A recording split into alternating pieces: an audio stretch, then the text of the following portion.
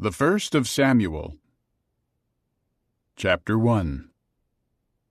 Now there was a man of Ramathaim Zophim of the mountainous region of Ephraim, whose name was Elkanah, the son of Jeroham, the son of Elihu, the son of Tohu, the son of Zuph, an Ephraimite. He had 2 wives. One was named Hannah, and the other was named Peninnah. Peninnah had children, but Hannah had no children. That man went up from his city year after year to worship and to sacrifice to Jehovah of armies in Shiloh. That is where the 2 sons of Eli, Hophni and Phinehas, served as priests to Jehovah. One day, when Elkanah offered a sacrifice, he gave portions to his wife Peninnah, as well as to all her sons and her daughters. But to Hannah he gave a special portion, because Hannah was the one he loved. But Jehovah had not given her children. Moreover, her rival wife taunted her relentlessly in order to upset her, because Jehovah had not given her children. That is what she would do year after year. Whenever Hannah went up to the house of Jehovah, her rival would taunt her so much that she would weep and not eat. But her husband Elkanah said to her, "Hannah, why do you weep? And why do you not eat? And why are you so sad? Am I not better to you than 10 sons?" Then Hannah got up, after they had finished eating and drinking in Shiloh. At the time, Eli the priest was sitting on the seat by the doorpost of the temple of Jehovah. Hannah was extremely bitter, and she began to pray to Jehovah and to weep uncontrollably.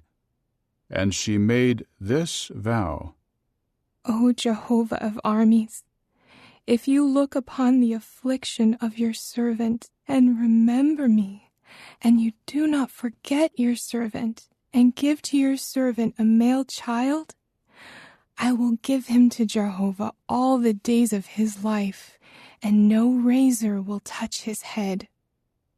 While she prayed for a long time before Jehovah, Eli was watching her mouth.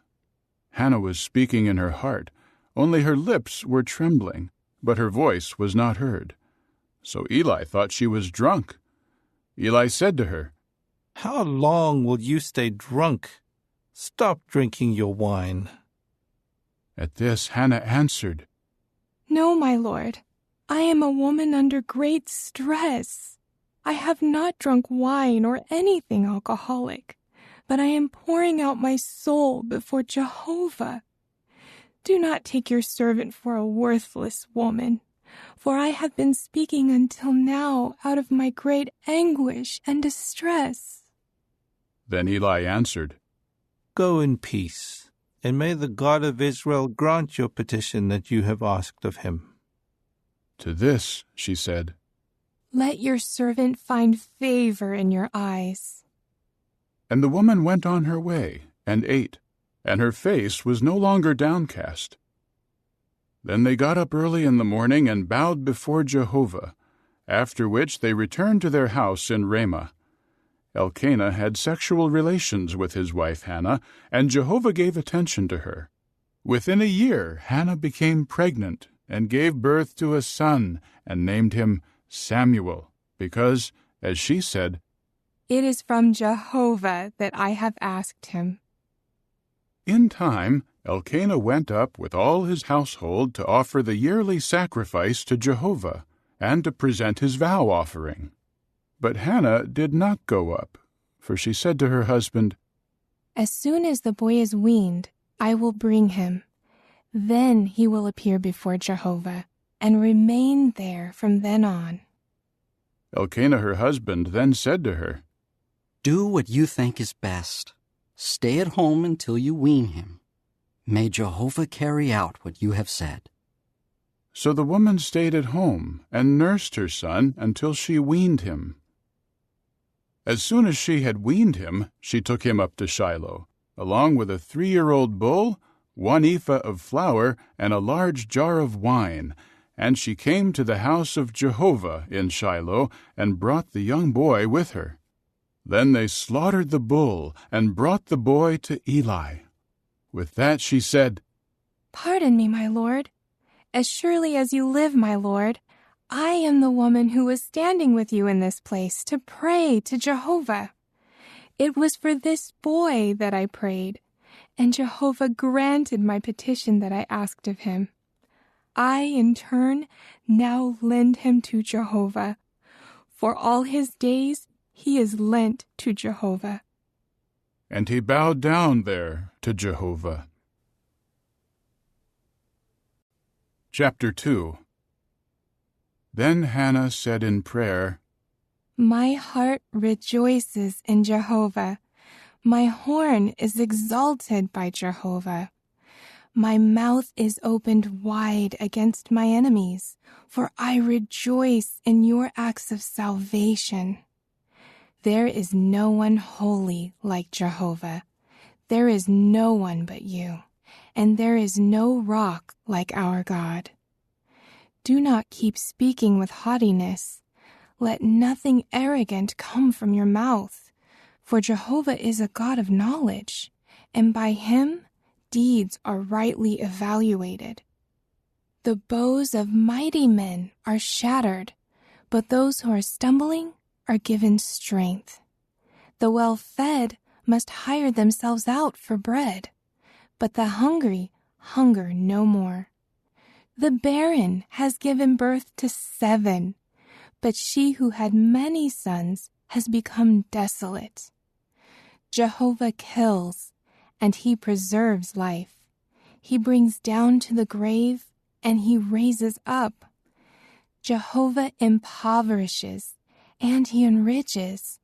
He abases, and he exalts. He raises the lowly one from the dust. He lifts up the poor from the ash heap to make them sit with princes, giving them a seat of honor. To Jehovah belong earth's supports, and he places the productive land upon them. He guards the steps of his loyal ones, but the wicked will be silenced in darkness, for not by power does a man prevail. Jehovah will shatter those fighting against him. He will thunder against them from the heavens. Jehovah will judge to the ends of the earth. He will give power to his king and exalt the horn of his anointed one." Then Elkanah went to his house in Ramah, but the boy became a minister of Jehovah before Eli the priest. Now the sons of Eli were wicked men. They had no regard for Jehovah. This is what they did with the due right of the priests from the people. Whenever any man was offering a sacrifice, an attendant of the priest came with a 3-pronged fork in his hand when the meat was boiling, and he would thrust it into the basin, the 2-handled cooking pot, the cauldron, or the 1-handled cooking pot. Whatever the fork brought up, the priest would take for himself. That is what they would do in Shiloh to all the Israelites coming there. Also, even before the man sacrificing could make the fat smoke, an attendant of the priest would come and say to him, "Give the priest meat to roast. He will not take boiled meat from you, only raw meat." When the man would say to him, "Let them first be sure to make the fat smoke, then take for yourself whatever you desire," he would say, "No, give it to me now. If not, I will take it by force." Thus the sin of the attendants came to be very great before Jehovah, for the men treated the offering of Jehovah with disrespect. Now Samuel was ministering before Jehovah, wearing a linen ephod, though he was just a boy. Also his mother would make for him a little sleeveless coat, and she brought it up to him year after year when she came up with her husband to offer the yearly sacrifice.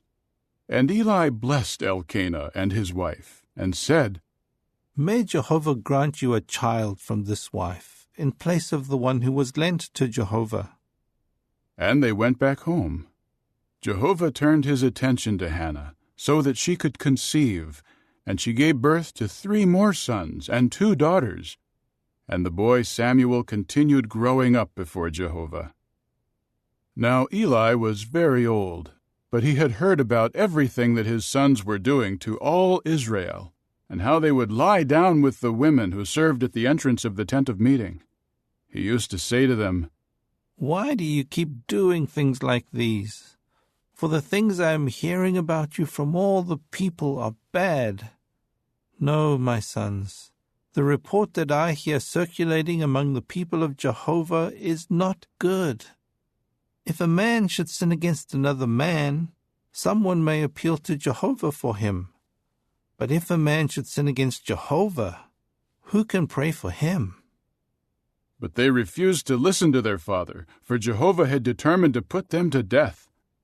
Meanwhile, the boy Samuel kept growing in stature and in favor both with Jehovah and with the people. A man of God came to Eli and said to him, "This is what Jehovah says. Did I not plainly reveal myself to your father's house while they were in Egypt as slaves to the house of Pharaoh? And he was chosen out of all the tribes of Israel to serve as my priest and to go up on my altar to make sacrifices, to offer incense, and to bear an ephod before me. And I gave to the house of your forefather all the offerings made by fire of the Israelites. Why do you men scorn my sacrifice and my offering that I have commanded in my place of dwelling? Why do you keep honoring your sons more than me by fattening yourselves from the best portions of every offering of my people Israel? That is why the word of Jehovah the God of Israel is, I did indeed say that your house and the house of your forefather would always walk before me. But now, Jehovah declares, it is unthinkable on my part, because those honoring me I will honor, but those despising me will be treated with contempt. Look, days are coming when I will cut off your strength and that of your father's house, so that no man in your house will live to old age. And you will look upon a rival in my dwelling amid all the good that is done to Israel, and never again will there be an old man in your house. The man of yours whom I do not cut off from serving at my altar will cause your eyes to fail and will bring you grief, but the greater number of your house will die by the sword of men. And what happens to your two sons, Hophni and Phinehas, will be the sign for you. On one day, both of them will die. Then I will raise up for myself a faithful priest. He will act in harmony with what is my heart's desire, and I will build for him a lasting house, and he will walk before my anointed one always. Anyone who remains in your house will come and bow down to him for the payment of money and a loaf of bread, and will say, Assign me, please, to one of the priestly offices to eat a piece of bread. Chapter 3.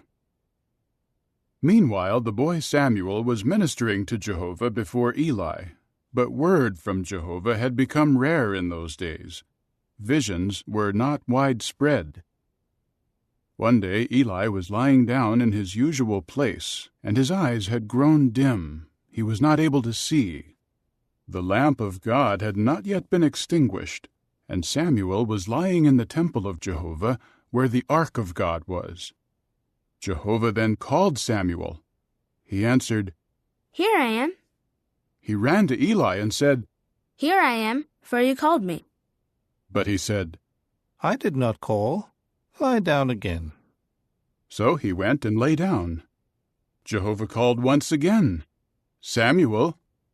At this Samuel got up and went to Eli and said, Here I am, for you called me. But he said, I did not call, my son. Lie down again. Now Samuel had not yet come to know Jehovah, and the word of Jehovah had not yet been revealed to him. So Jehovah called again a third time, Samuel. At that he got up and went to Eli and said, Here I am, for you called me. Eli then realized that it was Jehovah who was calling the boy. So Eli said to Samuel, Go, lie down, and if he calls you, you should say, Speak, Jehovah, for your servant is listening. And Samuel went and lay down in his place.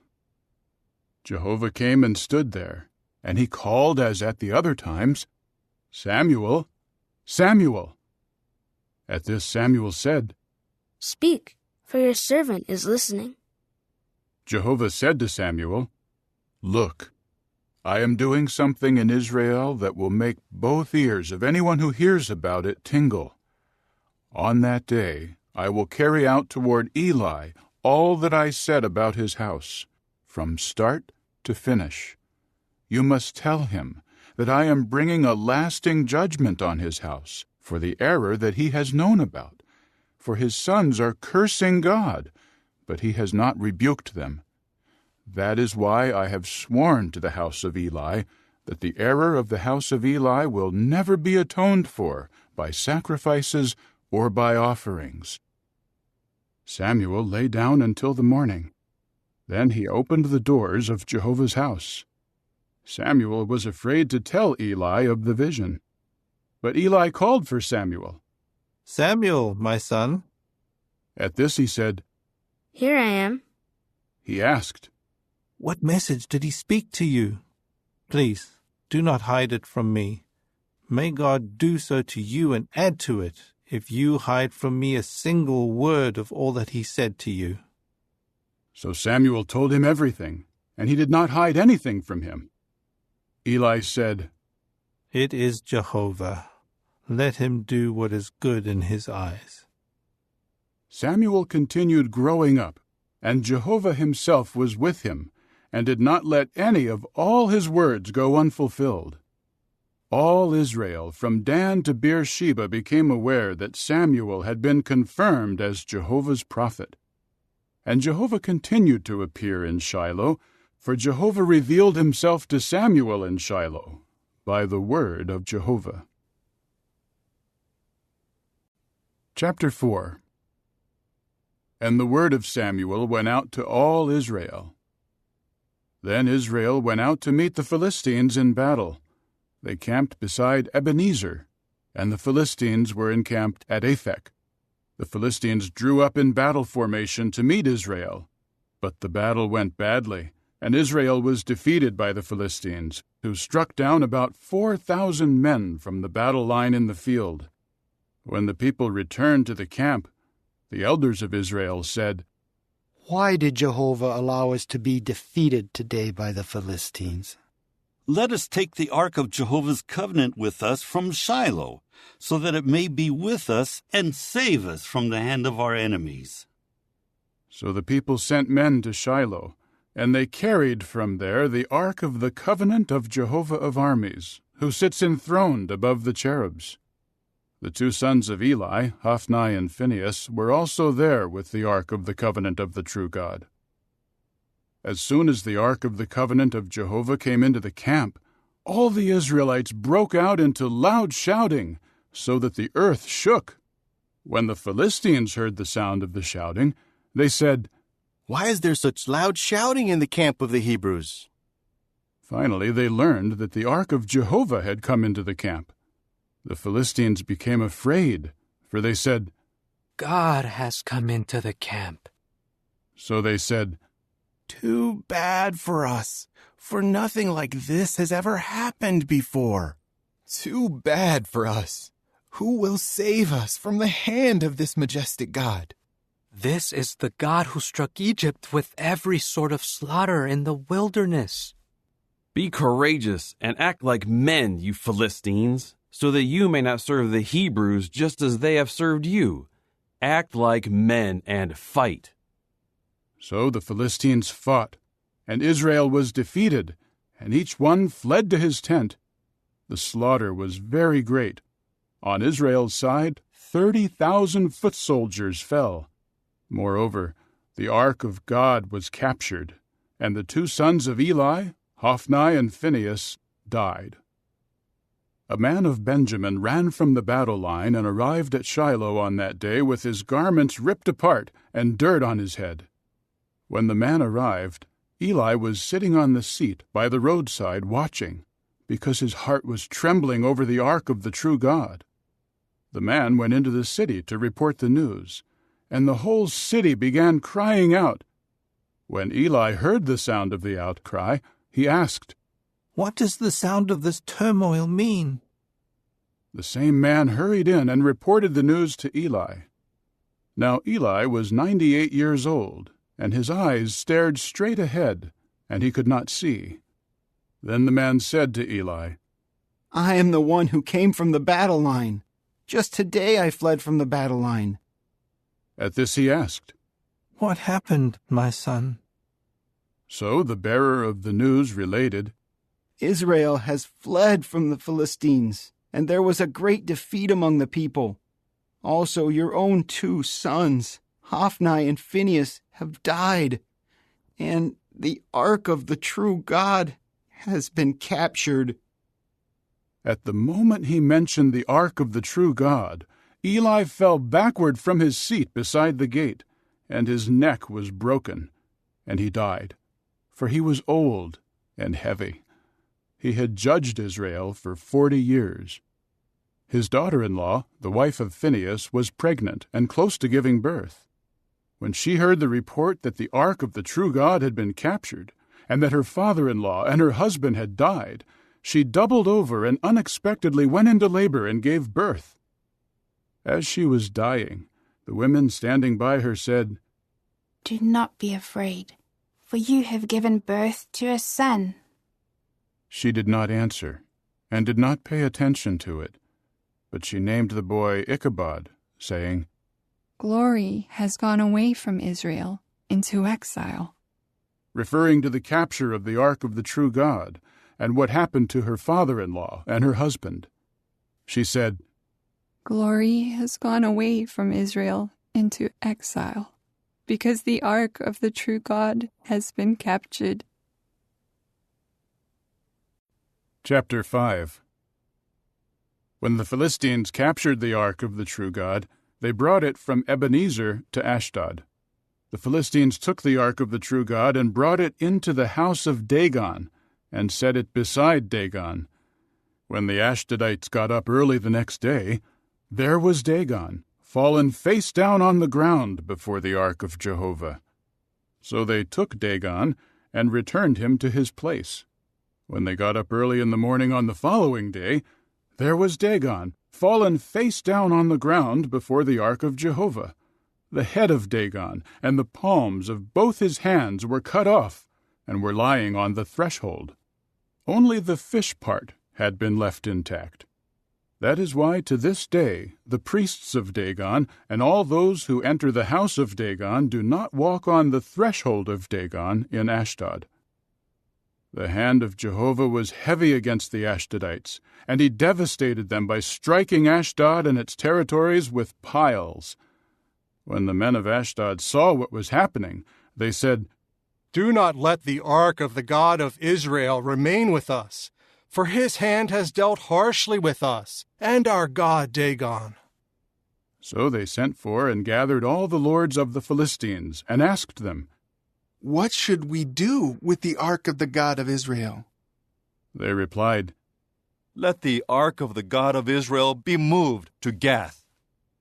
So they moved the ark of the God of Israel there. After they moved it there, the hand of Jehovah came against the city, bringing great panic. He struck the men of the city from small to great, and piles broke out on them. So they sent the ark of the true God to Ekron. But as soon as the ark of the true God came to Ekron, the Ekronites began to cry out, They have brought the ark of the God of Israel to us, to put us and our people to death. Then they sent for and gathered all the lords of the Philistines, and said, Send the ark of the God of Israel away. Let it return to its place, so that we and our people may not be put to death. For the terror of death had spread through the whole city. The hand of the true God had been very heavy there, and the men who did not die had been struck with piles, and the city's cry for help ascended to the heavens. Chapter 6. The ark of Jehovah was in Philistine territory for 7 months.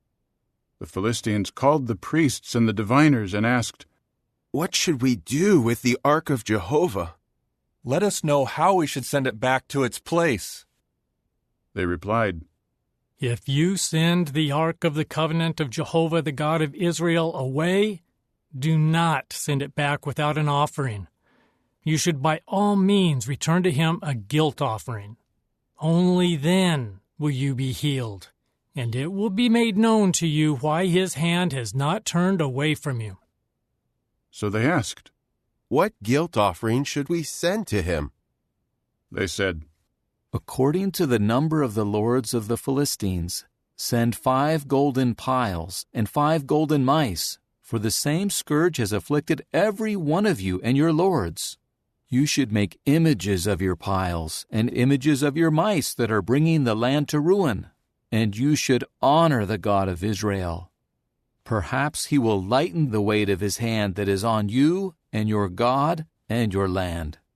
Why should you harden your heart as Egypt and Pharaoh hardened their hearts? When he dealt harshly with them, they had to send Israel away, and they departed. Now prepare a new wagon, and 2 cows that have calves and have never been under a yoke.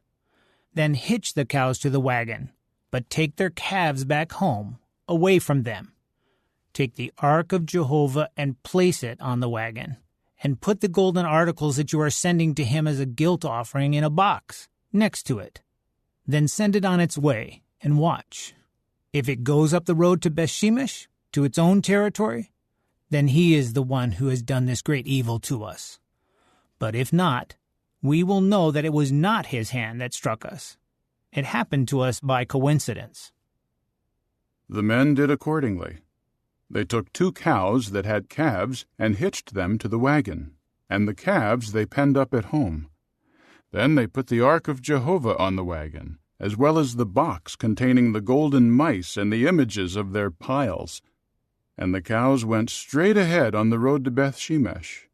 They stayed on the one highway, mooing as they went. They did not turn either to the right or to the left. All the while the lords of the Philistines were walking behind them as far as the boundary of Bethshemesh. The people of Bethshemesh were reaping the wheat harvest in the valley plain. When they raised their eyes and saw the ark, they were overjoyed at seeing it. The wagon came into the field of Joshua the Bethshemite and stopped there, near a large stone. So they chopped up the wood of the wagon, and they offered the cows as a burnt offering to Jehovah.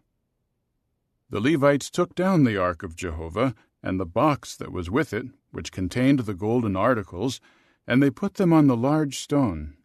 The men of Bethshemesh offered up burnt offerings and made sacrifices on that day to Jehovah.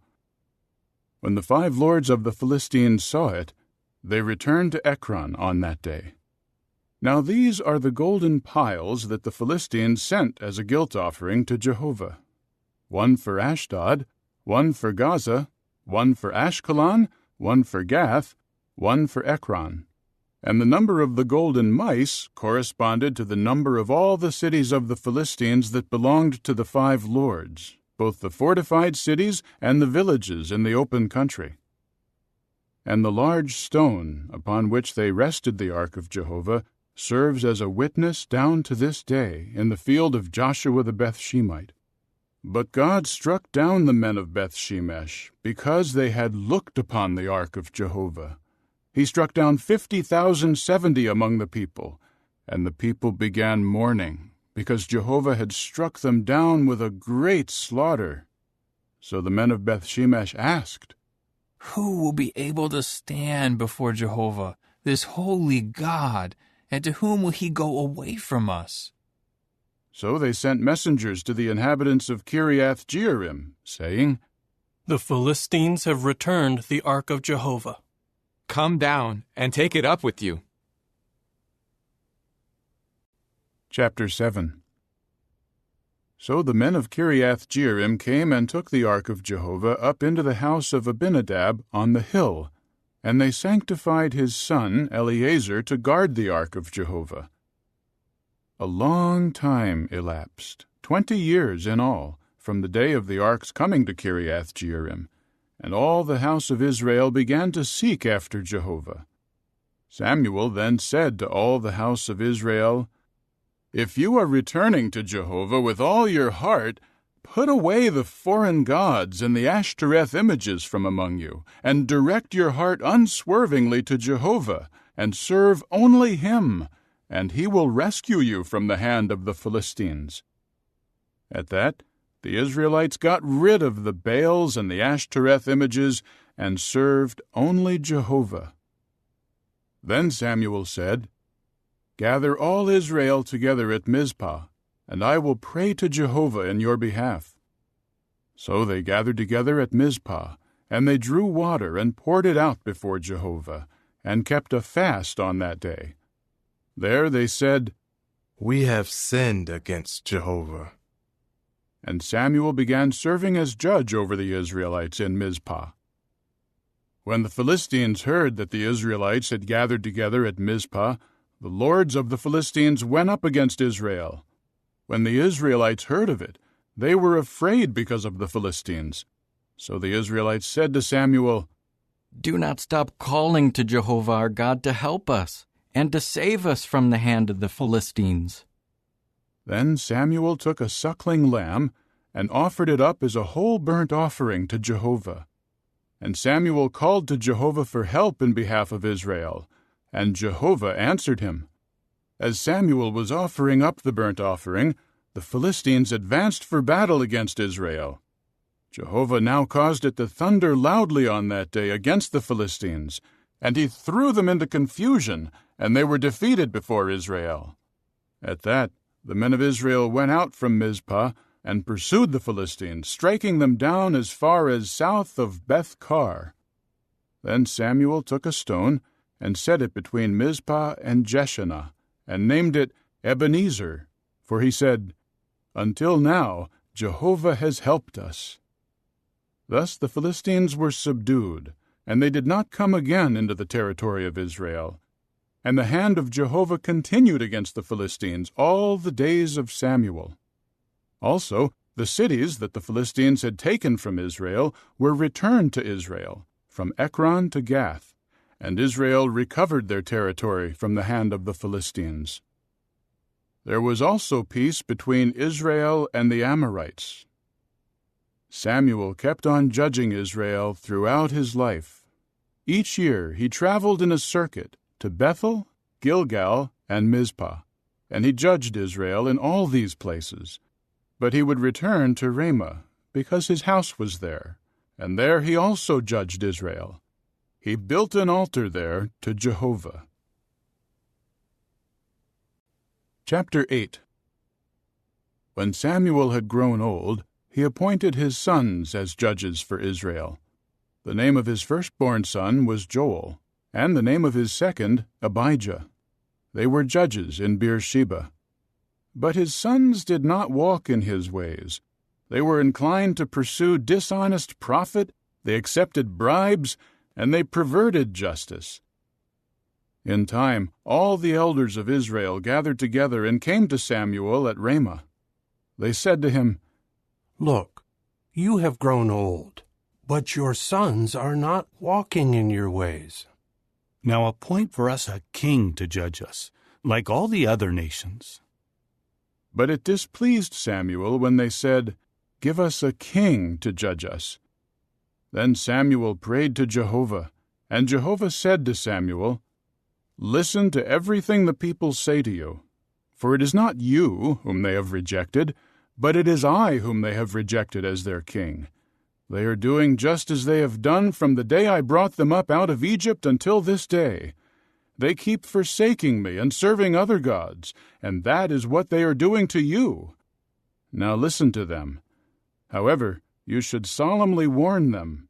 Tell them what the king who rules over them will have the right to demand."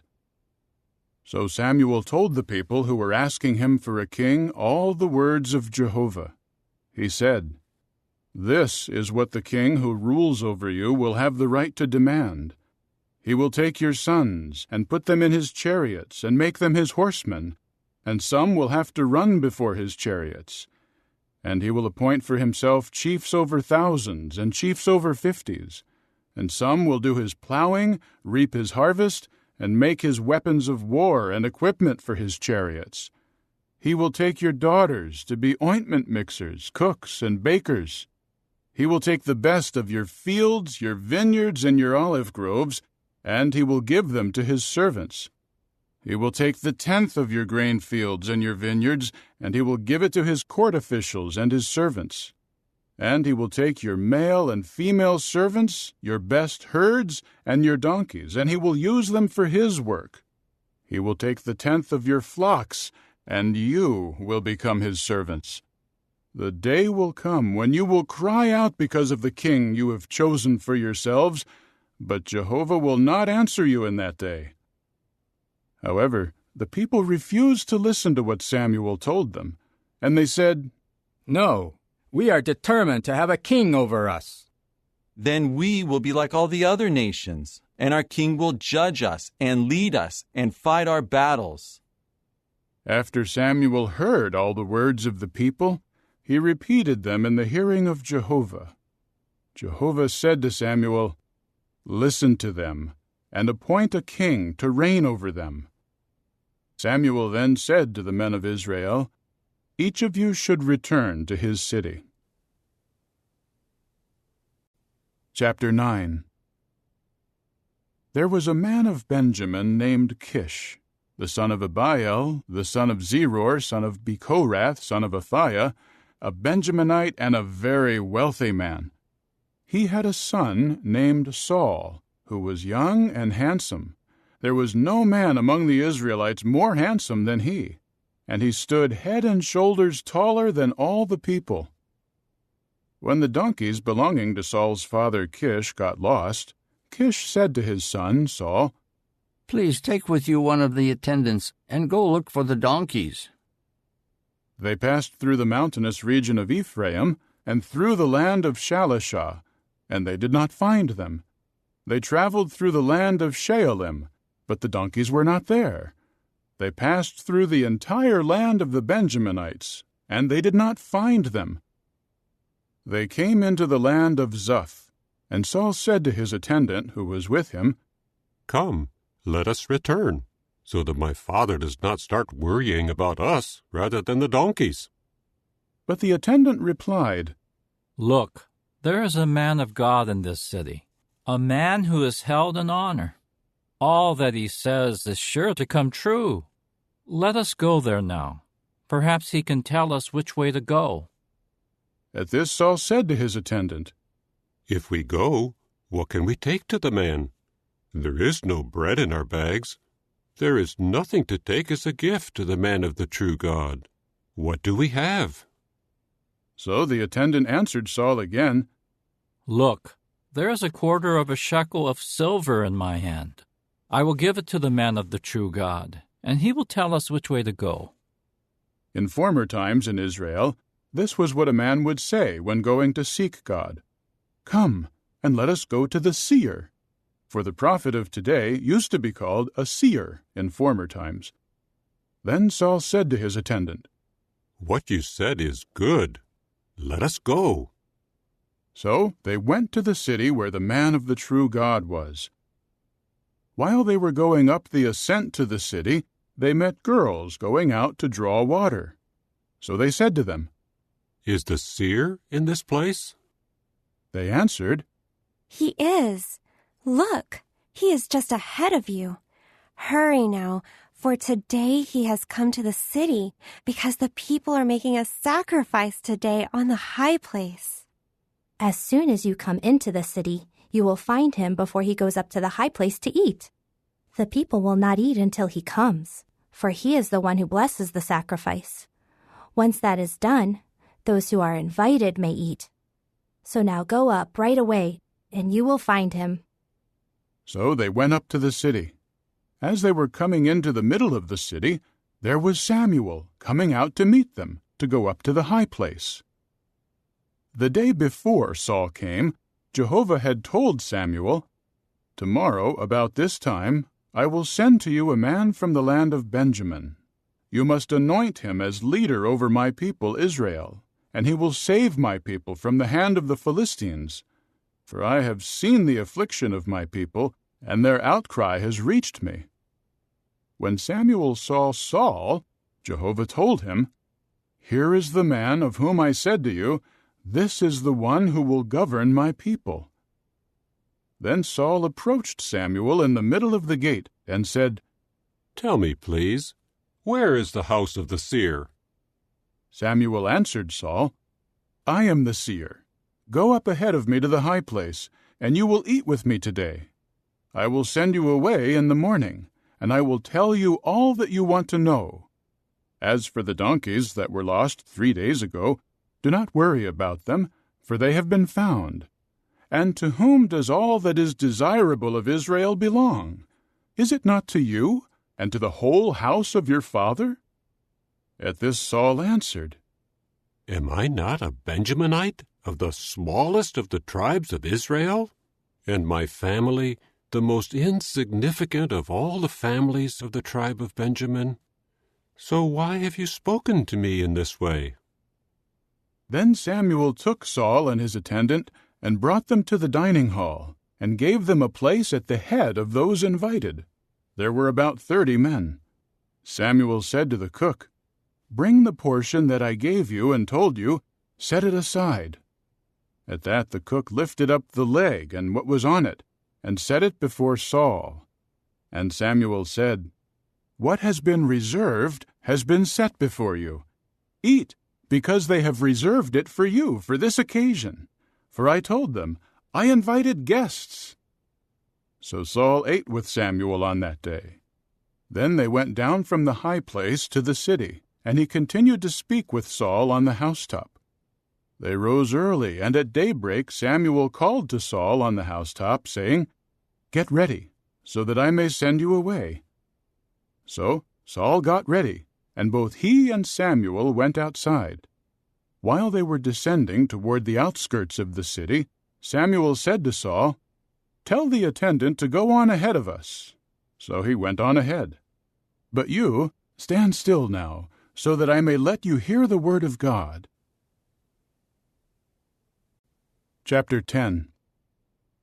Samuel then took the flask of oil and poured it out on Saul's head. He kissed him and said, "Has not Jehovah anointed you as a leader over his inheritance? When you leave me today, you will find 2 men near the tomb of Rachel in the territory of Benjamin at Zelzah, and they will say to you, 'The donkeys that you went to look for have been found, but now your father has forgotten about the donkeys and is worried about you. He is saying, "What should I do about my son?"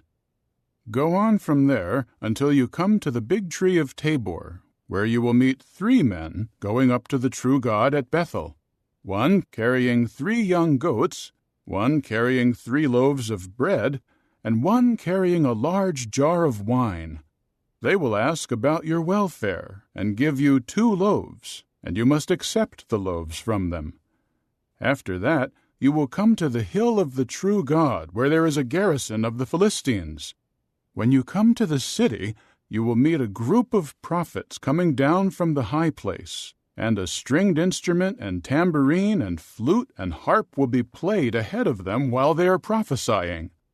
The Spirit of Jehovah will empower you, and you will prophesy along with them, and be changed into a different person. When these signs have taken place, do whatever your hand finds possible, because the true God is with you. Then go down ahead of me to Gilgal, and I will go down to you there to offer up burnt sacrifices and communion sacrifices. You should wait for 7 days until I come to you. Then I will let you know what you should do." As soon as Saul turned around to leave Samuel, God began changing his heart to be like that of someone else. And all these signs came true on that day. So they went from there to the hill, and a group of prophets met him. At once the Spirit of God empowered him, and he began to prophesy among them. When all those who previously knew him saw him prophesying with the prophets, they said to one another, "What has happened to the son of Kish? Is Saul also among the prophets?" Then a man from there said, "But who is their father?" So it became a saying, "Is Saul also among the prophets?" When he finished prophesying, he came to the high place. The brother of Saul's father later said to him and to his attendant, "Where did you go?" At that he said, "To look for the donkeys. But we saw that they were not there, so we went to Samuel." Saul's uncle asked, "Please tell me, what did Samuel say to you?"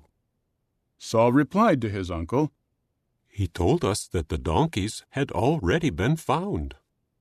But Saul did not tell him what Samuel said about the matter of the kingship. Samuel then called the people together to Jehovah at Mizpah, and said to the Israelites, "This is what Jehovah the God of Israel says.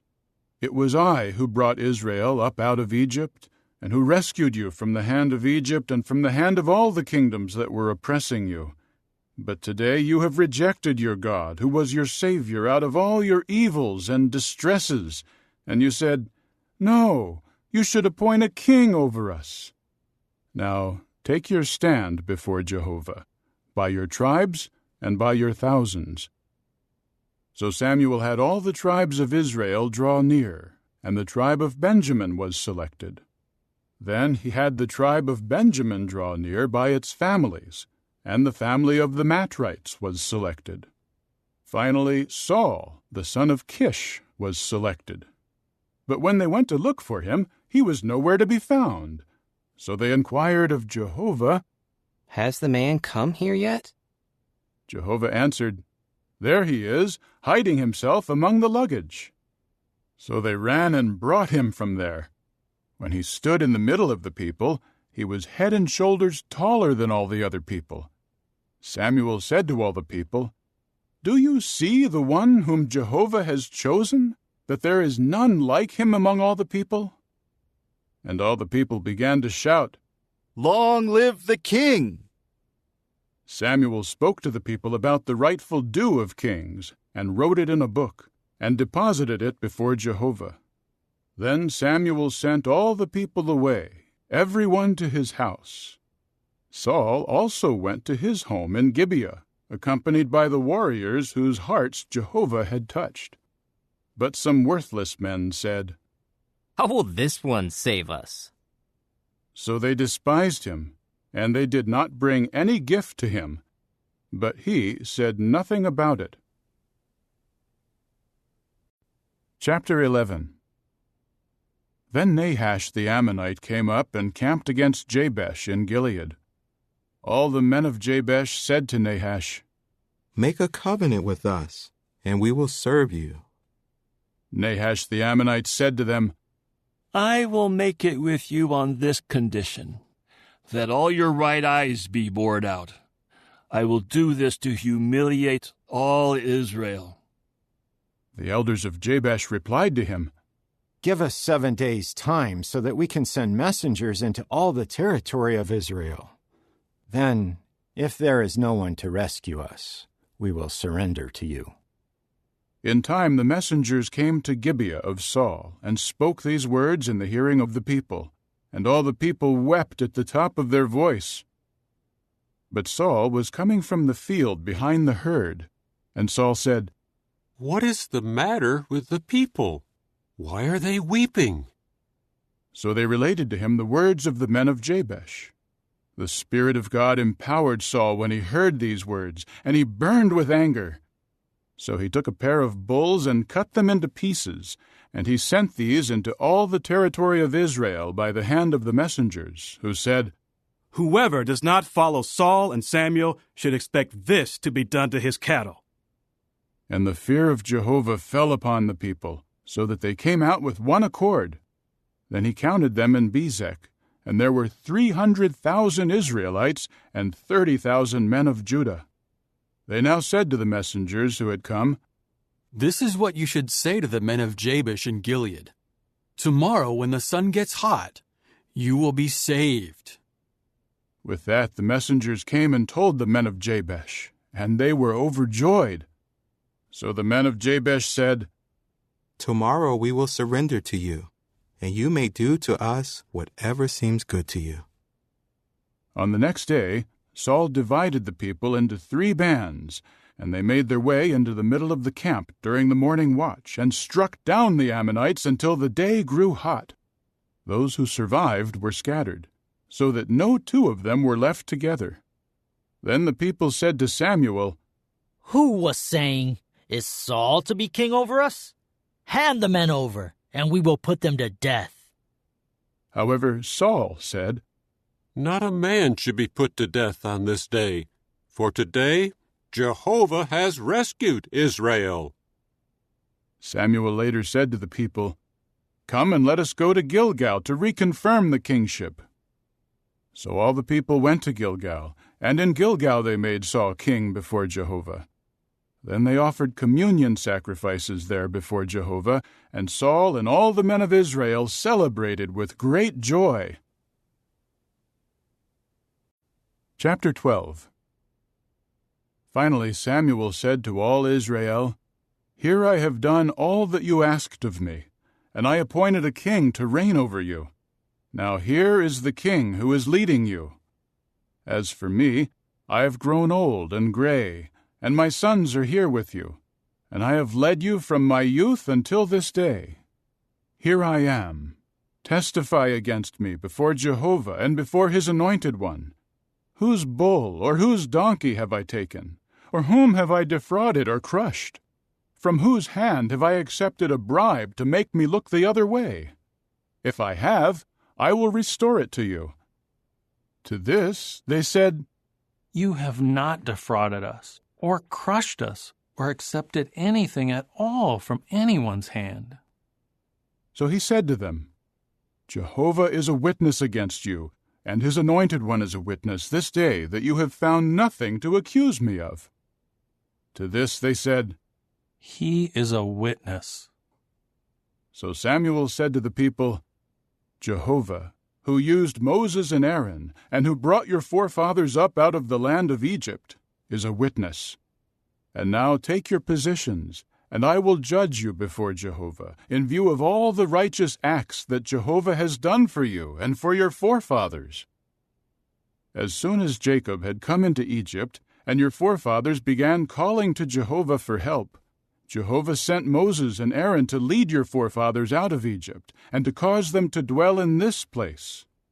But they forgot Jehovah their God, and he sold them into the hand of Sisera, the chief of the army of Hazor, and into the hand of the Philistines, and into the hand of the king of Moab, and they fought against them. And they called to Jehovah for help, and said, 'We have sinned, for we have left Jehovah to serve the Baals and the Ashtoreth images. Now rescue us out of the hand of our enemies, so that we may serve you.'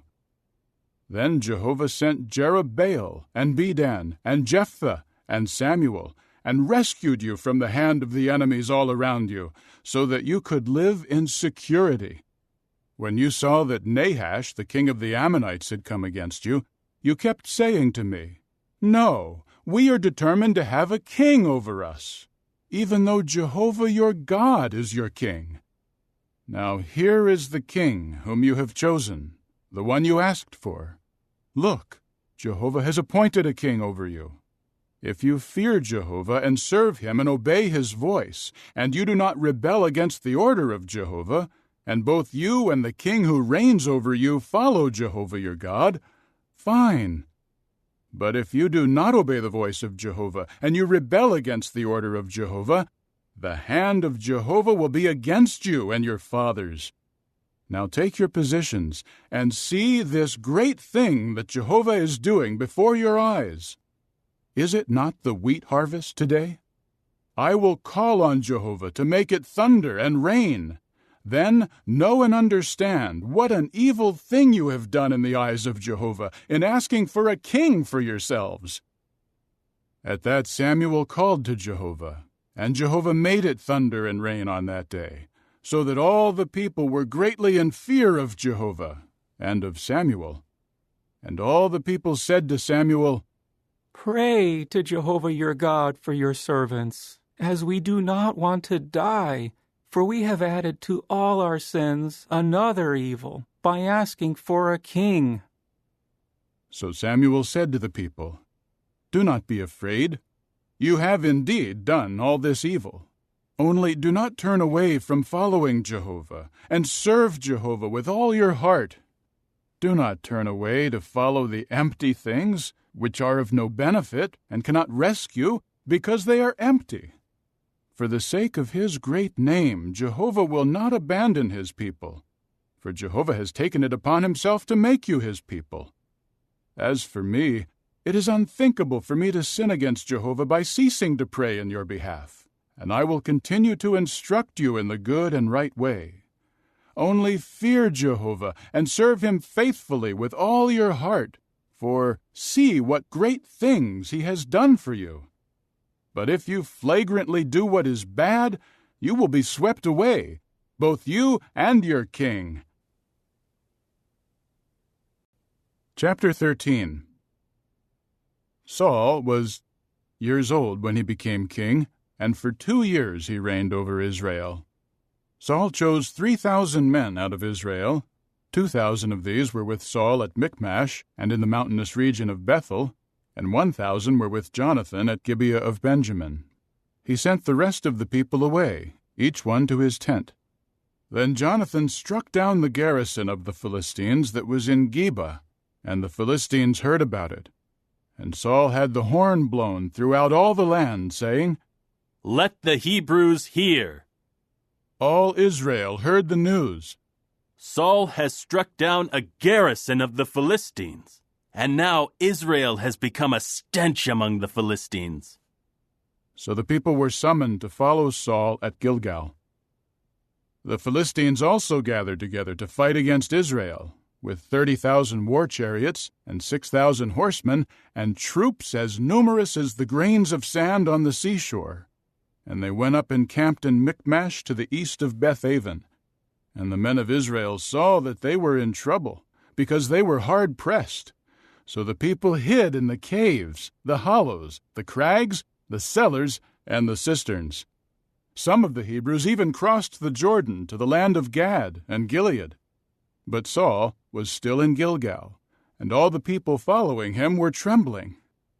He continued waiting for 7 days until the designated time that Samuel had set. But Samuel did not come to Gilgal, and the people were scattering from him. Finally Saul said, "Bring to me the burnt sacrifice and the communion sacrifices." And he offered up the burnt sacrifice. But as soon as he had finished offering up the burnt sacrifice, Samuel arrived. So Saul went out to meet him and bless him. Then Samuel said, "What have you done?" Saul replied, "I saw that the people were deserting me, and you did not come within the designated time, and the Philistines were gathering together at Michmash. So I said to myself, now the Philistines will come down against me at Gilgal, and I have not sought the favor of Jehovah. So I felt obligated to offer up the burnt sacrifice." At this Samuel said to Saul, "You have acted foolishly. You have not obeyed the commandment that Jehovah your God gave you. If you had, Jehovah would have made your kingdom firm over Israel forever. But now your kingdom will not last. Jehovah will find a man agreeable to his heart, and Jehovah will commission him as a leader over his people, because you did not obey what Jehovah commanded you." Then Samuel rose and went his way up from Gilgal to Gibeah of Benjamin, and Saul took the count of the people. Those still with him were about 600 men. Saul, his son Jonathan, and the people still with them were dwelling in Gibeah of Benjamin, and the Philistines had encamped at Michmash. And the raiding parties would go out from the camp of the Philistines in 3 bands. One band would turn toward the road to Ophrah, to the land of Shual. Another band would turn toward the road of Beth-horon, and the third band would turn toward the road leading to the boundary that overlooks the valley of Zeboim, toward the wilderness. Now there was not a metal worker to be found in all the land of Israel, because the Philistines had said, "So that the Hebrews may not make a sword or a spear." And all the Israelites had to go down to the Philistines to get their plowshares, mattocks, axes, or sickles sharpened. The price for sharpening was a pim for the plowshares, for the mattocks, for the three-toothed instruments, for the axes, and for fixing fast the ox goad. And on the day of battle, not a sword or a spear was found in the hand of any of the people who were with Saul and Jonathan. Only Saul and his son Jonathan had weapons. Now a garrison of the Philistines had gone out to the ravine pass of Michmash. Chapter 14. One day, Jonathan the son of Saul said to the attendant carrying his weapons, "Come, and let us cross over to the Philistine outpost on the other side." But he did not tell his father. Saul was staying on the outskirts of Gibeah under the pomegranate tree in Migron, and there were about 600 men with him. And Ahijah the son of Ahitub, the brother of Ichabod the son of Phinehas, the son of Eli the priest of Jehovah in Shiloh, was carrying the ephod. And the people did not know that Jonathan had gone. Now between the passages that Jonathan was trying to cross over to reach the outpost of the Philistines, there was a tooth-like crag on one side and a tooth-like crag on the other side. The name of the one was Bozez, and the name of the other was Seneh. The one crag was a pillar on the north, facing Michmash, and the other was on the south, facing Geba. So Jonathan said to his armor-bearer, "Come, and let us cross over to the outpost of these uncircumcised men. Perhaps Jehovah will act in our behalf, for nothing can hinder Jehovah from saving by many or by few." At this his armor-bearer said to him, "Do whatever your heart impels you to do. Turn wherever you wish, and I will follow you wherever your heart impels you." Then Jonathan said, "We will cross over to those men and reveal our presence to them. If they say to us, 'Stand still until we come to you,' we will stand where we are and not go up to them. But if they say, 'Come up against us,' we will go up, because Jehovah will give them into our hand. This will be our sign."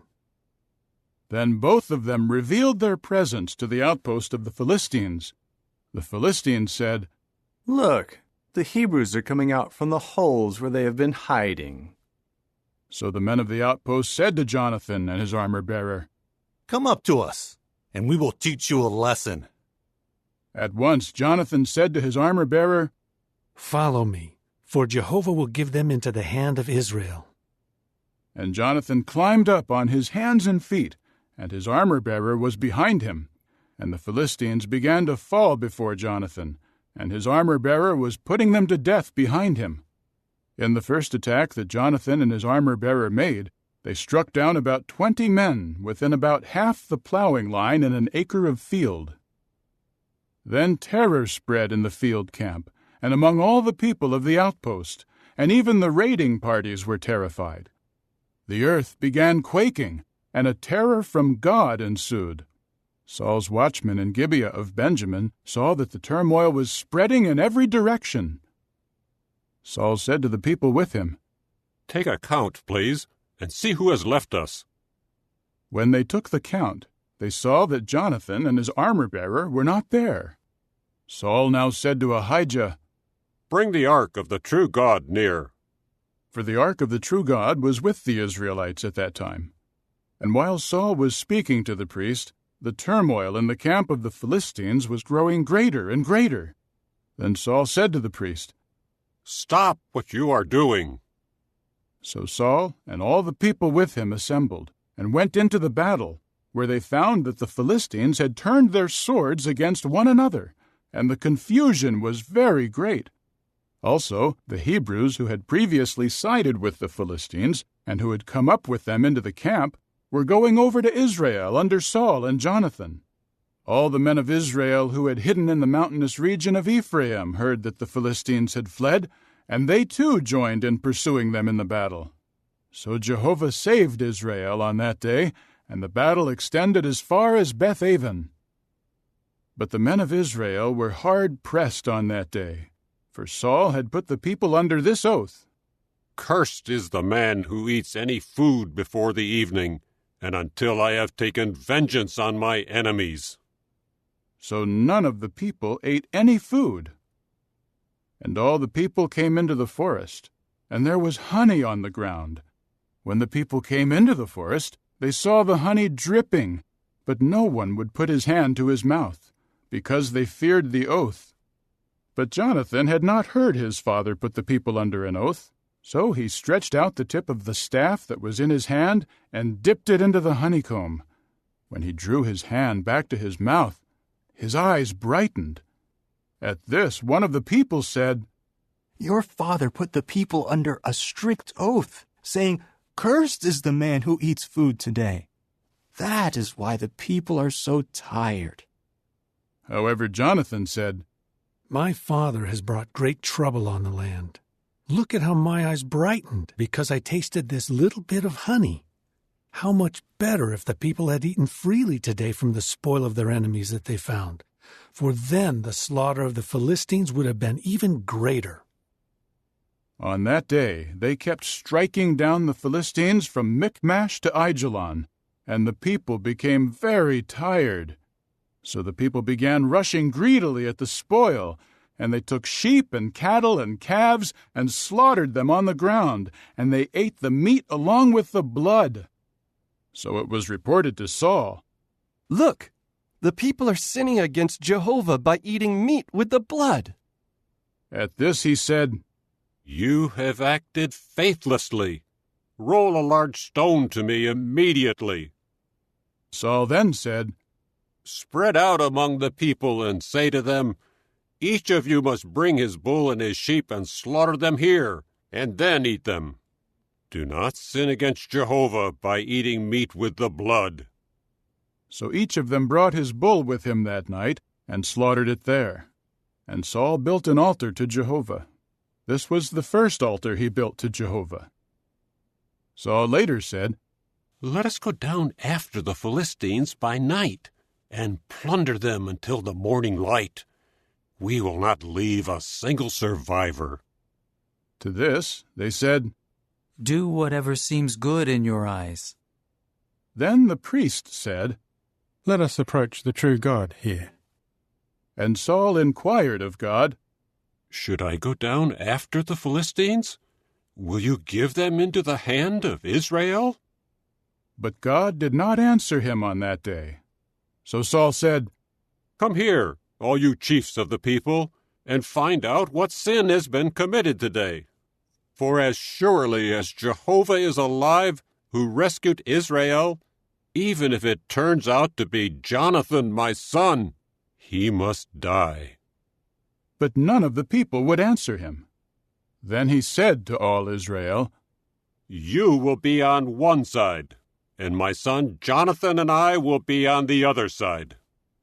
At this the people said to Saul, "Do whatever seems good in your eyes." Saul then said to Jehovah, "O God of Israel, answer with the Thummim."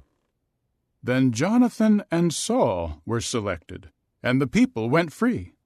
Saul now said, "Cast lots to decide between me and my son Jonathan." And Jonathan was selected. Then Saul said to Jonathan, "Tell me, what have you done?" So Jonathan told him, "I merely tasted a little honey on the tip of the staff in my hand. Here I am. I am ready to die."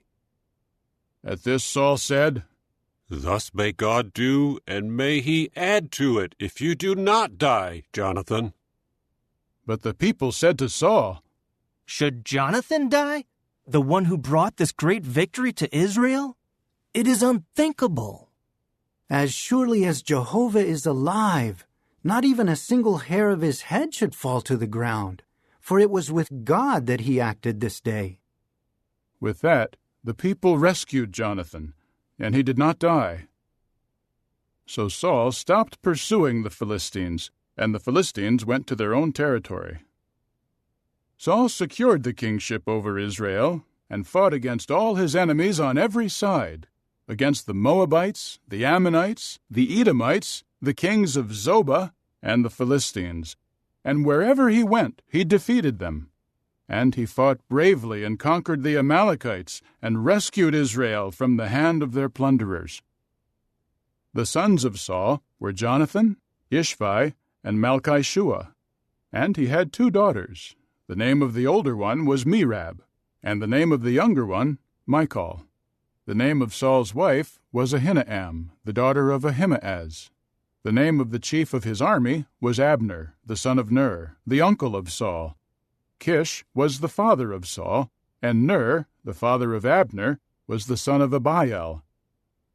There was fierce warfare with the Philistines all the days of Saul. When Saul saw any strong or courageous man, he would recruit him into his service. Chapter 15. Then Samuel said to Saul, "Jehovah sent me to anoint you as king over his people Israel. Now listen to what Jehovah has to say. This is what Jehovah of armies says. I will call to account the Amalekites for what they did to Israel when they opposed them along their way coming up from Egypt. Now go and strike down the Amalekites and devote them to destruction, along with all that they have. You must not spare them. You are to put them to death, man as well as woman, child as well as infant, bull as well as sheep, camel as well as donkey." Saul summoned the people and counted them in Telaim. There were 200,000 foot soldiers and 10,000 men of Judah. Saul advanced as far as the city of Amalek and set an ambush by the valley. Saul then said to the Kenites, "Go, depart from among the Amalekites, so that I do not sweep you away with them. For you showed loyal love to all the people of Israel at the time they came up out of Egypt." So the Kenites departed from the midst of Amalek. After that Saul struck down the Amalekites from Havilah as far as Shur, which is next to Egypt. He caught Agag, the king of Amalek, alive, but all the other people he devoted to destruction with the sword.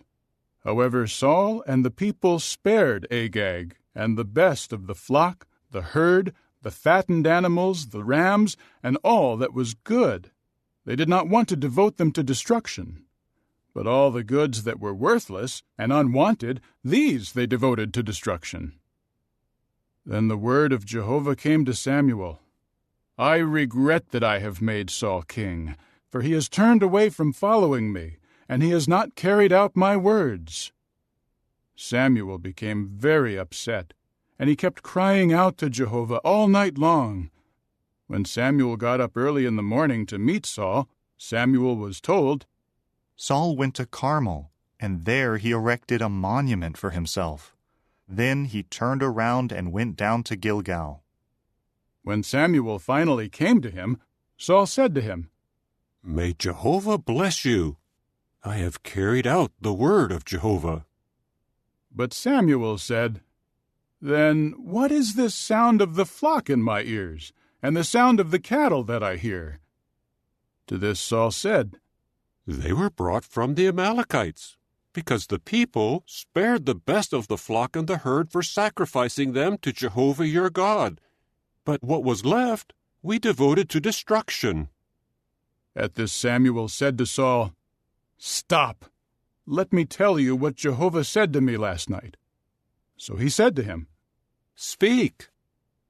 Samuel continued, "Were you not insignificant in your own eyes when you were made head of the tribes of Israel, and when Jehovah anointed you as king over Israel?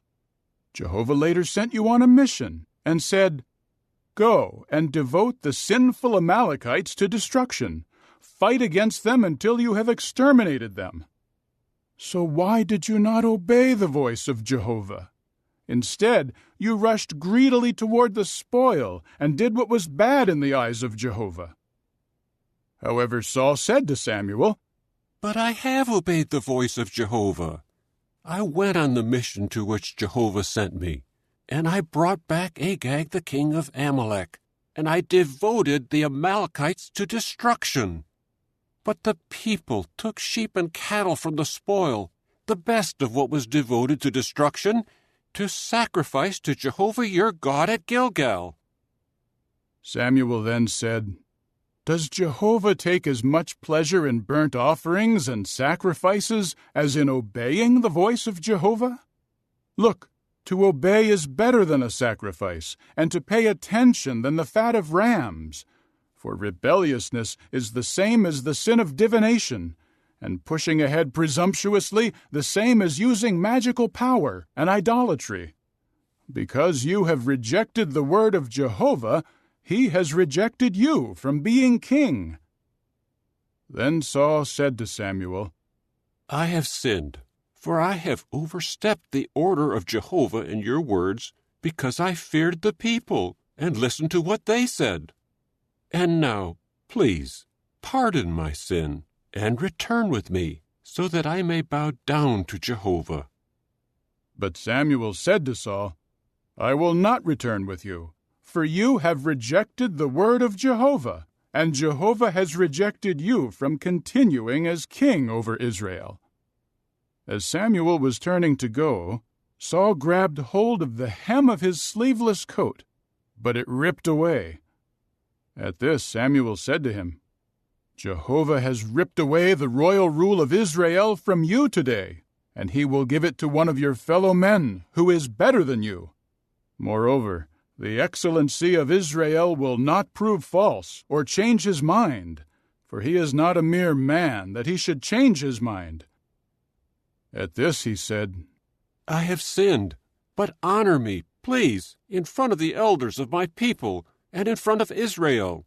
Return with me, and I will bow down to Jehovah your God."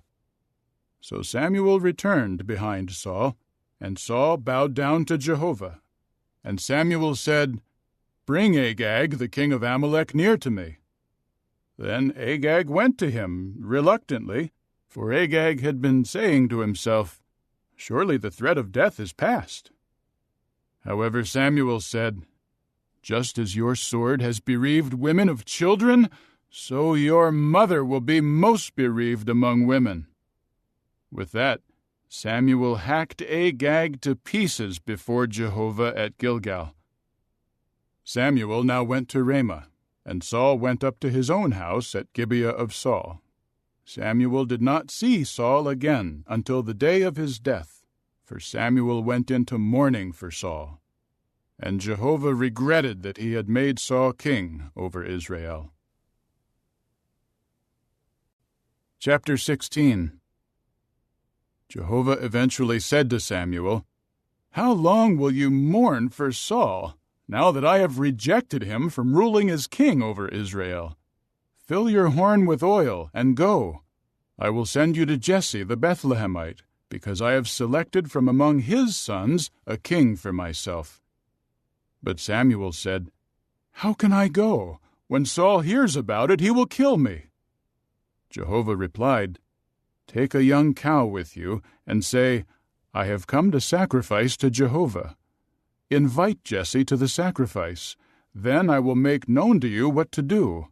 You must anoint for me the one whom I designate to you." Samuel did what Jehovah said. When he came to Bethlehem, the elders of the city were trembling at meeting him, and they said, "Does your coming mean peace?" To this he said, "It means peace. I have come to sacrifice to Jehovah. Sanctify yourselves and come with me to the sacrifice." Then he sanctified Jesse and his sons, after which he summoned them to the sacrifice. As they came in, and he saw Eliab, he said, "Surely here before Jehovah stands his anointed one." But Jehovah said to Samuel, "Do not pay attention to his appearance and how tall he is, for I have rejected him. For the way man sees is not the way God sees, because mere man sees what appears to the eyes, but Jehovah sees into the heart." Then Jesse called Abinadab and had him pass before Samuel. But he said, "Jehovah has not chosen this one either." Next, Jesse presented Shammah, but he said, "Jehovah has not chosen this one either." So Jesse had 7 of his sons pass before Samuel. But Samuel said to Jesse, "Jehovah has not chosen any of these." Finally Samuel said to Jesse, "Are these all of your boys?" To this he said, "The youngest has been left out until now. He is pasturing the sheep."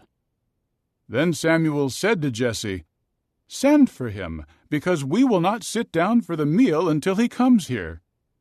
So he sent for him and brought him in. Now he was ruddy, with beautiful eyes, and handsome in appearance. Then Jehovah said, "Get up, anoint him, for this is the one." So Samuel took the horn of oil and anointed him in the presence of his brothers. And the Spirit of Jehovah began to empower David from that day forward. Samuel later rose and went his way to Ramah. Now the Spirit of Jehovah had departed from Saul, and a bad spirit from Jehovah terrorized him. The servants of Saul said to him, "You see that a bad spirit from God is terrorizing you. Let our Lord please command your servants before you to look for a man who is skilled at playing the harp. Whenever a bad spirit from God comes upon you, he will play it, and you will feel better." So Saul said to his servants, "Find me, please, a man who plays well, and bring him to me." One of the attendants said, "Look, I have seen how a son of Jesse the Bethlehemite plays skillfully, and he is a courageous, mighty warrior. He can speak well, and he is handsome, and Jehovah is with him."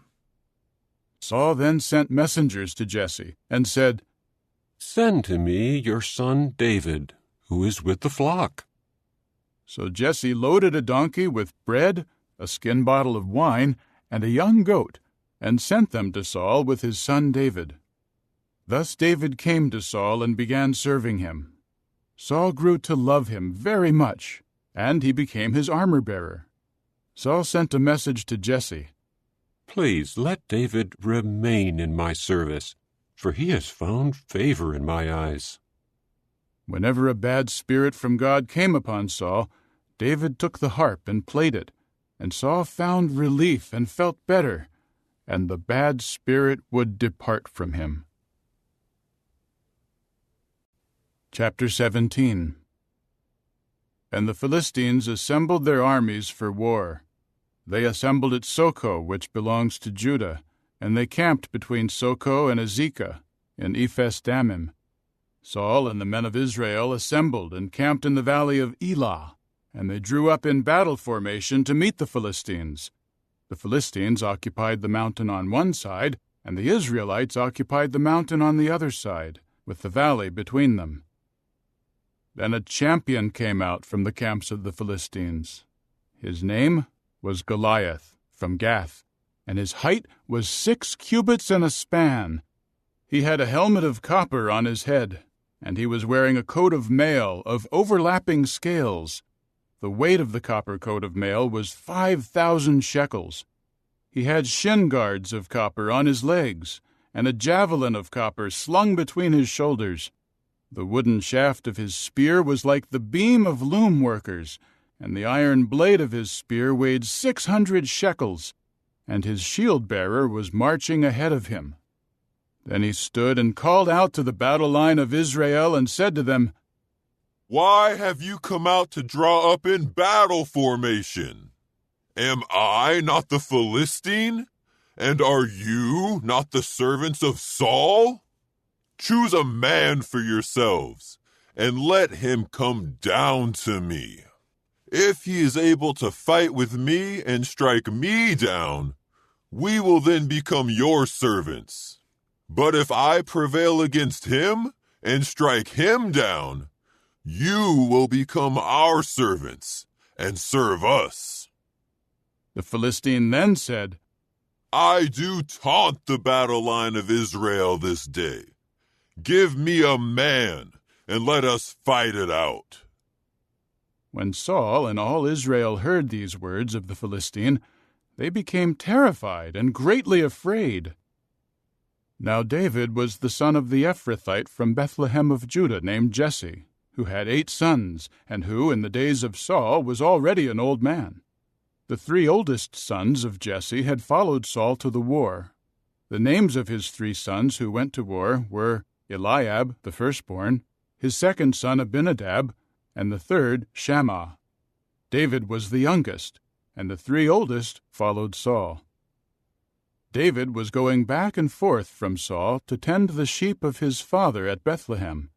Meanwhile, the Philistine would come forward and take his position each morning and each evening for 40 days. Then Jesse said to his son David, "Take, please, this ephah of roasted grain and these 10 loaves of bread, and carry them quickly to your brothers in the camp. And take these 10 portions of cheese to the chief of the 1,000. Also, you should check on the welfare of your brothers, and bring back some token from them." They were with Saul and all the other men of Israel in the valley of Elah, fighting against the Philistines. So David got up early in the morning and left someone in charge of the sheep. Then he packed up and went, just as Jesse had commanded him. When he came to the camp enclosure, the army was going out to the battle line, shouting a battle cry. Israel and the Philistines drew up, so that one battle line faced the other battle line. David immediately left his baggage in the care of the baggage keeper and ran to the battle line. When he arrived, he began asking about the welfare of his brothers. While he was speaking with them, there came the champion named Goliath, the Philistine from Gath. He came out from the battle line of the Philistines, and he spoke the same words as before, and David heard him. When all the men of Israel saw the man, they fled from him, terrified. The men of Israel were saying, "Have you seen this man who is coming out? He comes to taunt Israel."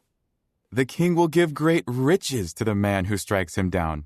He will give him his own daughter, and he will give the house of his father exemption in Israel. David began to say to the men who were standing near him, "What will be done for the man who strikes down that Philistine over there and takes away reproach from Israel? For who is this uncircumcised Philistine, that he should taunt the battle line of the living God?" Then the people told him the same thing as before. This is what will be done for the man who strikes him down. When his oldest brother, Eliab, heard him speak to the men, he became angry with David and said, "Why have you come down? And with whom did you leave those few sheep in the wilderness? I well know your presumptuousness and the bad intentions of your heart. You came down just to see the battle." To this, David said, "What have I done now? I was only asking a question."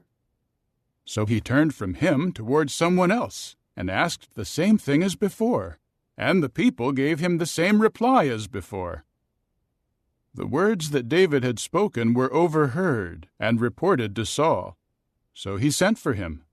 David said to Saul, "Let no one lose heart because of him. Your servant will go and fight with this Philistine." But Saul said to David, "You are not able to go fight against this Philistine, for you are but a boy, and he has been a soldier from his youth." David then said to Saul, "Your servant became a shepherd of his father's flock, and a lion came, also a bear, and each carried off a sheep from the flock. I went out after it and struck it down and rescued it from its mouth. When it rose up against me, I grabbed it by its fur and struck it down and put it to death. Your servant struck down both the lion and the bear, and this uncircumcised Philistine will become like one of them, for he has taunted the battle lines of the living God." Then David added, "Jehovah, who rescued me from the claws of the lion and the bear, he is the one who will rescue me from the hand of this Philistine." At this, Saul said to David, "Go, and may Jehovah be with you." Saul now clothed David with his garments. He put a copper helmet on his head, after which he clothed him with a coat of mail. Then David strapped on his sword over his garments and tried to go, but could not, for he was not used to them. David said to Saul, "I am unable to go in these things, for I am not used to them." So David took them off. He then took his staff in his hand and chose 5 smooth stones from the stream bed and placed them in the pouch of his shepherd's bag, and his sling was in his hand. And he began approaching the Philistine. The Philistine came closer and closer to David, and his shield-bearer was ahead of him.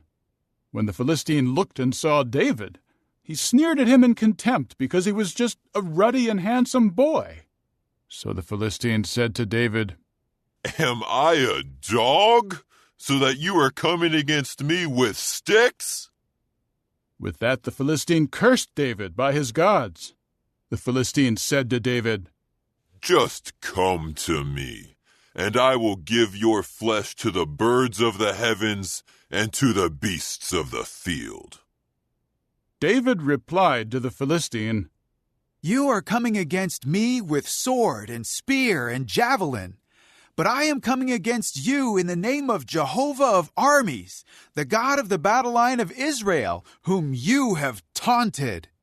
This very day Jehovah will surrender you into my hand, and I will strike you down and cut off your head. And on this day I will give the corpses of the camp of the Philistines to the birds of the heavens and to the wild beasts of the earth. And people of all the earth will know that there is a God in Israel. And all those gathered here will know that it is not with the sword or the spear that Jehovah saves, for the battle belongs to Jehovah, and he will give all of you into our hand."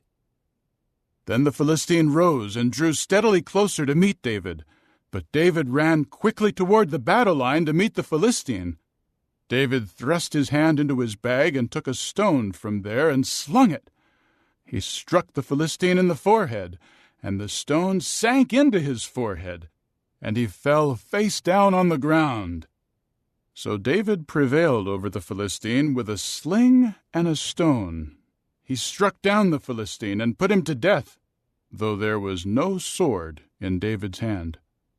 David continued running and stood over him. Then he took hold of the Philistine's sword and pulled it out of its sheath and made sure that he was dead by cutting off his head with it.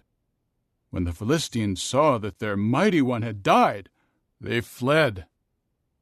At that the men of Israel and of Judah rose and broke into shouting and pursued the Philistines all the way from the valley to the gates of Ekron. And the slain of the Philistines lay fallen along the road from Shaaraim as far as Gath and Ekron. After the Israelites returned from hotly pursuing the Philistines, they pillaged their camps. Then David took the head of the Philistine and brought it to Jerusalem, but he put the Philistine's weapons in his own tent. At the moment that Saul saw David go out to meet the Philistine, he said to Abner, the chief of the army, "Whose son is this boy, Abner?" Abner replied, "As surely as you live, O king, I do not know." The king said, "Find out whose son the young man is." So as soon as David returned from striking down the Philistine, Abner took him and brought him before Saul, with the head of the Philistine in his hand. Saul now said to him, "Whose son are you, boy?" To which David said, "The son of your servant Jesse, the Bethlehemite." Chapter 18. As soon as David had finished speaking to Saul, Jonathan and David became bound together in close friendship, and Jonathan began to love him as himself. From that day, Saul kept David with him, and he did not allow him to return to his father's house.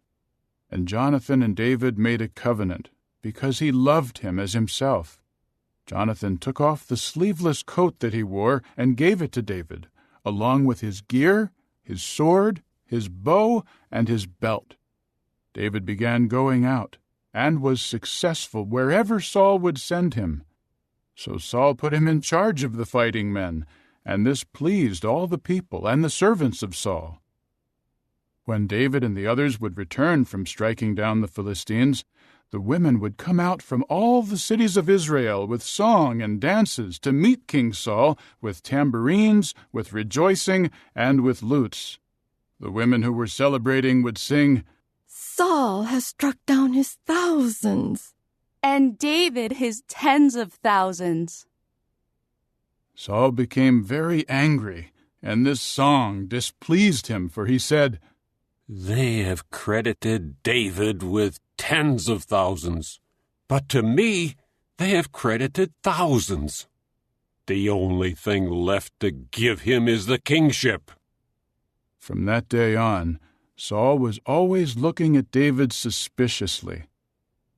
The next day, a bad spirit from God gripped Saul, and he started to act strangely inside the house while David was playing music on the harp, as on other occasions. Saul had a spear in his hand, and he hurled the spear, saying to himself, "I will pin David to the wall." But David escaped from him twice. Then Saul was afraid of David, because Jehovah was with him, but had departed from Saul. So Saul removed him from his presence, and appointed him as chief of 1,000, and David would lead the army into battle. David continued to have success in all he did, and Jehovah was with him. And when Saul saw that he was very successful, he became afraid of him. But all Israel and Judah loved David, because he would lead them in their campaigns. Saul later said to David, "Here is my oldest daughter, Merab. I will give her to you as a wife. However, you should continue to display your courage for me and fight the wars of Jehovah." For Saul said to himself, "Do not let my hand come against him. Let the hand of the Philistines strike him." At this David said to Saul, "Who am I, and who are my relatives, my father's family in Israel, for me to become son-in-law to the king?" However, when the time came to give Saul's daughter Merab to David, she had already been given to be the wife of Adriel the Maholathite. Now Saul's daughter Michal was in love with David, and it was reported to Saul, and this pleased him. So Saul said, "I will give her to him to serve as a snare to him, so that the hand of the Philistines may come upon him." Saul then said to David a second time, "You will form a marriage alliance with me today." Further, Saul ordered his servants, "Speak to David secretly and say, 'Look, the king is pleased with you, and all his servants are fond of you. So now form a marriage alliance with the king.'" When Saul's servants told David these things, David said, "Is it a trivial matter to you to form a marriage alliance with the king, when I am a man poor and lightly esteemed?" Then Saul's servants reported to him, "These are the words that David spoke." At that Saul said, "This is what you should say to David. The king does not want any bride price, except 100 foreskins of the Philistines, to take revenge on the enemies of the king." For Saul was scheming to have David fall by the hand of the Philistines. So his servants reported these words to David, and it was pleasing to David to form a marriage alliance with the king. Before the allotted time, David went with his men and struck down 200 Philistine men, and David brought the full number of their foreskins to the king to form a marriage alliance with the king. Therefore Saul gave him his daughter Michal as a wife. Saul realized that Jehovah was with David, and that his daughter Michal loved him. This made Saul even more afraid of David, and Saul became an enemy of David for the rest of his life. The princes of the Philistines would go out to battle, but as often as they went out, David was more successful than all the servants of Saul, and his name was highly esteemed. Chapter 19. Saul later spoke to Jonathan his son and to all his servants about putting David to death. Since Saul's son Jonathan was very fond of David, Jonathan told David, "My father Saul wants to have you put to death. Please be on your guard in the morning, and go to a secret place and remain hidden. I will go out and stand next to my father in the field where you will be. I will talk about you to my father, and if I learn anything, I will be sure to tell you." So Jonathan spoke well of David to his father Saul. He said to him, "The king should not sin against his servant David, for he has not sinned against you, and what he has done for you has benefited you. He risked his life to strike down the Philistine, so that Jehovah brought about a great victory for all Israel. You saw it, and you were overjoyed. So why should you sin against innocent blood in having David put to death for no reason?" Saul listened to Jonathan, and Saul swore, "As surely as Jehovah is living, he will not be put to death." Afterward Jonathan called David and told him all these things.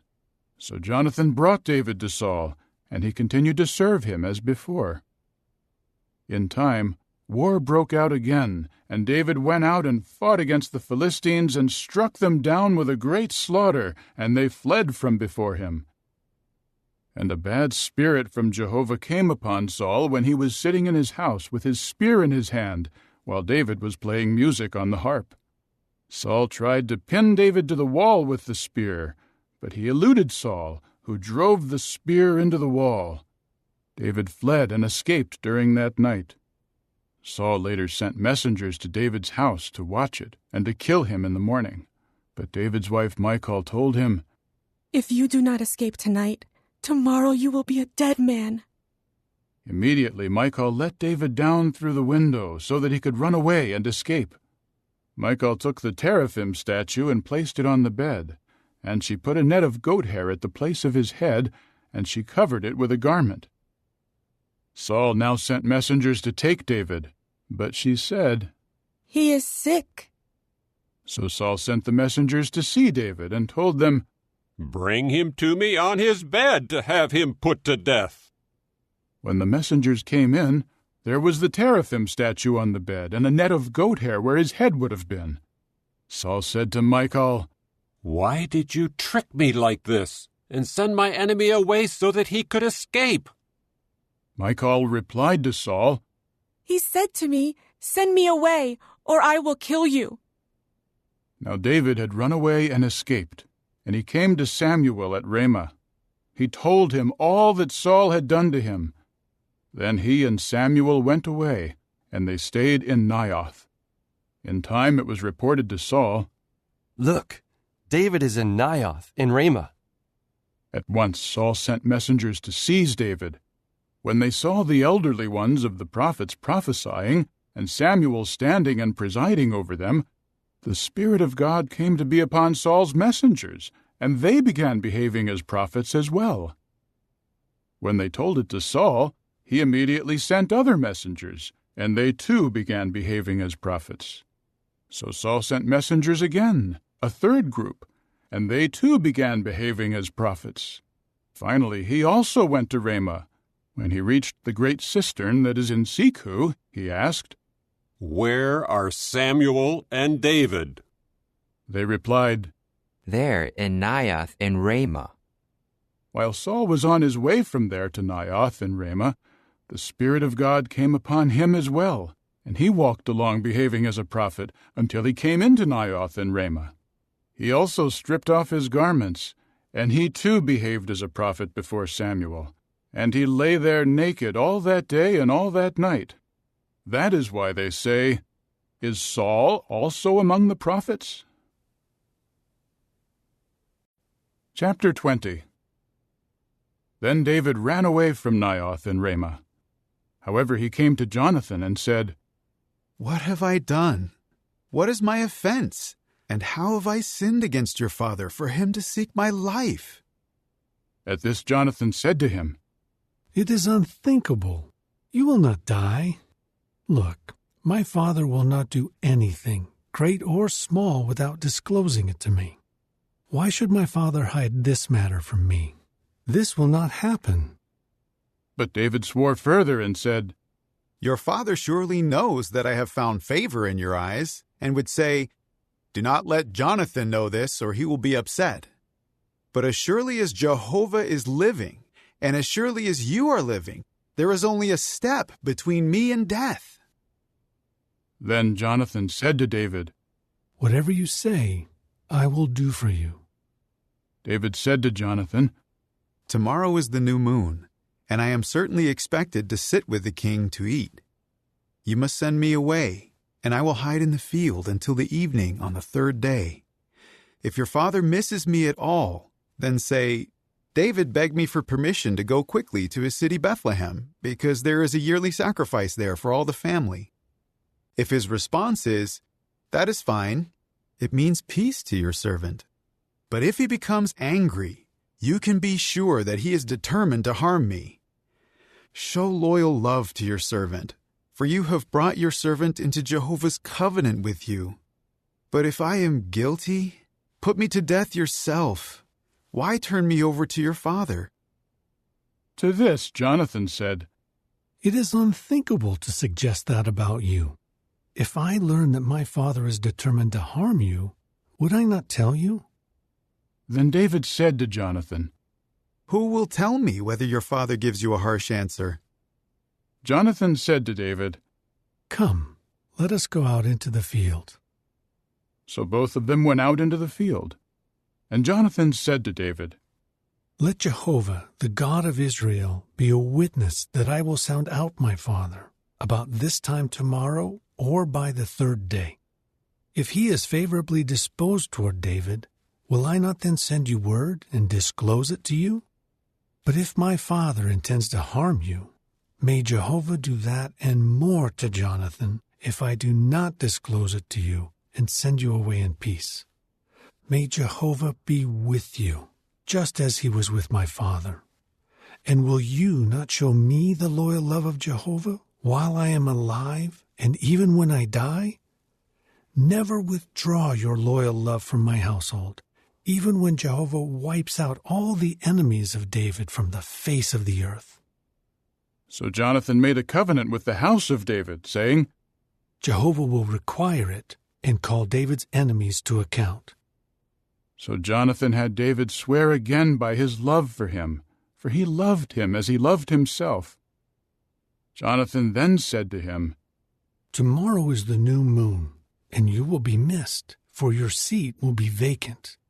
By the third day you will be missed even more, and you must go to the place where you hid the other day, and stay near the stone here.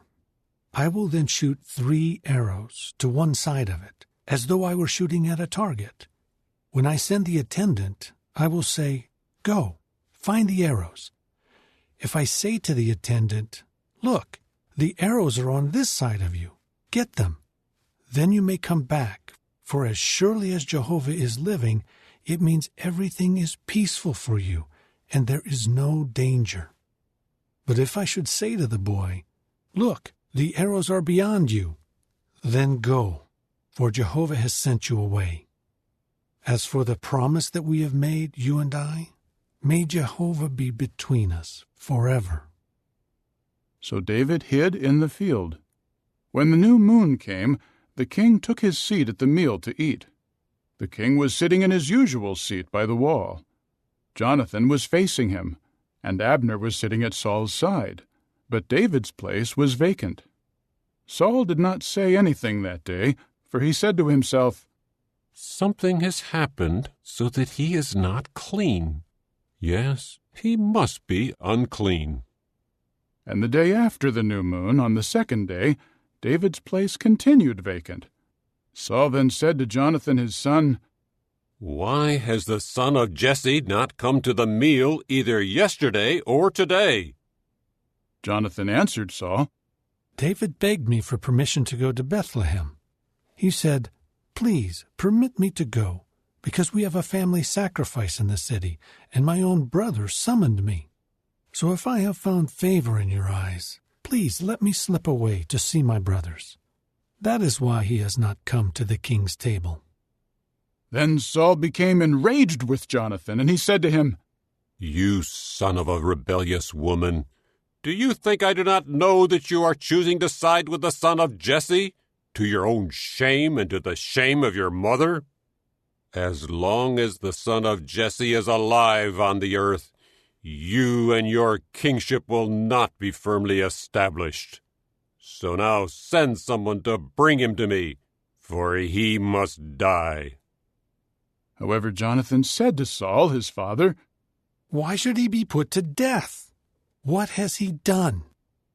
At that Saul hurled the spear at him to strike him. So Jonathan knew that his father was determined to put David to death. Jonathan immediately rose up from the table in the heat of anger, and he did not eat any food on the second day after the new moon, for he was upset over David, and his own father had humiliated him. In the morning Jonathan went out to the field for the appointment with David, and a young attendant was with him. And he said to his attendant, "Please run and find the arrows that I shoot." The attendant ran, and Jonathan shot the arrow beyond him. When the attendant reached the place where Jonathan had shot the arrow, Jonathan called out to the attendant, "Is not the arrow beyond you?" Jonathan called out to the attendant, "Hurry! Go quickly! Do not delay!" And Jonathan's attendant picked up the arrows and came back to his master. The attendant did not understand anything about the matter. Only Jonathan and David knew what was meant. Then Jonathan gave his weapons to his attendant and told him, "Go, take them to the city." When the attendant left, David rose up from a place nearby that was to the south. Then he fell with his face to the ground and bowed 3 times, and they kissed each other and wept for each other. But David wept the most. Jonathan said to David, "Go in peace, since we have both sworn in the name of Jehovah, saying, 'May Jehovah be between you and me, and between your offspring and my offspring forever.'" Then David rose up and left, and Jonathan went back to the city. Chapter 21. David later came to Nob, to Ahimelech the priest. Ahimelech began to tremble when he met David, and he said to him, "Why are you by yourself, and no one is with you?" David replied to Ahimelech the priest, "The king instructed me to do something, but he said, 'Do not let anyone know anything about the mission on which I am sending you, and about the instructions I have given you.' I made an appointment with my young men to meet at a certain place. Now, if there are 5 loaves of bread at your disposal, just give them to me, or whatever is available." But the priest answered David, "There is no ordinary bread on hand, but there is holy bread, provided that the young men have kept away from women." David answered the priest, "Women have certainly been kept away from us, as on previous occasions when I went out on a campaign. If the bodies of the young men are holy, even when the mission is ordinary, how much more so today should they be holy?" So the priest gave him the holy bread, because there was no bread there except the showbread, which had been removed from Jehovah's presence to be replaced by fresh bread on the day it was taken away. Now one of Saul's servants was there on that day, detained before Jehovah. His name was Doeg the Edomite, the chief of Saul's shepherds. David then said to Ahimelech, "Is there a spear or a sword here at your disposal? I did not take my own sword or my weapons with me, because the king's mission was urgent." To this the priest said, "The sword of Goliath the Philistine, whom you struck down in the valley of Elah, is here, wrapped up in a cloth behind the ephod. If you want to take it for yourself, take it, because it is the only one here." David said, "There is none like it. Give it to me." That day David rose up and continued his flight from Saul, and he eventually came to King Achish of Gath. The servants of Achish said to him, "Is this not David, the king of the land?" "Is he not the one they sang about when they danced, saying, 'Saul has struck down his thousands, and David his tens of thousands'?" David took these words to heart, and he became very much afraid of King Achish of Gath. So he disguised his sanity in their presence, and acted insane while among them. He was making marks on the doors of the gate, and letting his saliva run down his beard. Finally Achish said to his servants, "You see that this man is crazy. Why bring him to me? Do I have a shortage of crazy men that I need to have this one acting crazy before me? Should this man enter my house?" Chapter 22. So David went from there, escaping to the cave of Adullam, When his brothers and his father's entire house heard of it, they went down there to him. And all those who were in trouble and in debt, and who had a grievance, gathered to him, and he became their chief. There were about 400 men with him. David later went from there to Mizpah in Moab, and said to the king of Moab, "Please let my father and mother stay with you until I know what God will do for me." So he left them with the king of Moab, and they stayed with him the whole time that David was in the stronghold. In time, Gad the prophet said to David, "Do not stay in the stronghold. Go from there into the land of Judah." So David left and went into the forest of Hereth. Saul heard that David and the men with him had been found. Saul was then sitting in Gibeah under the tamarisk tree on the high place, with his spear in his hand, and all his servants were stationed around him.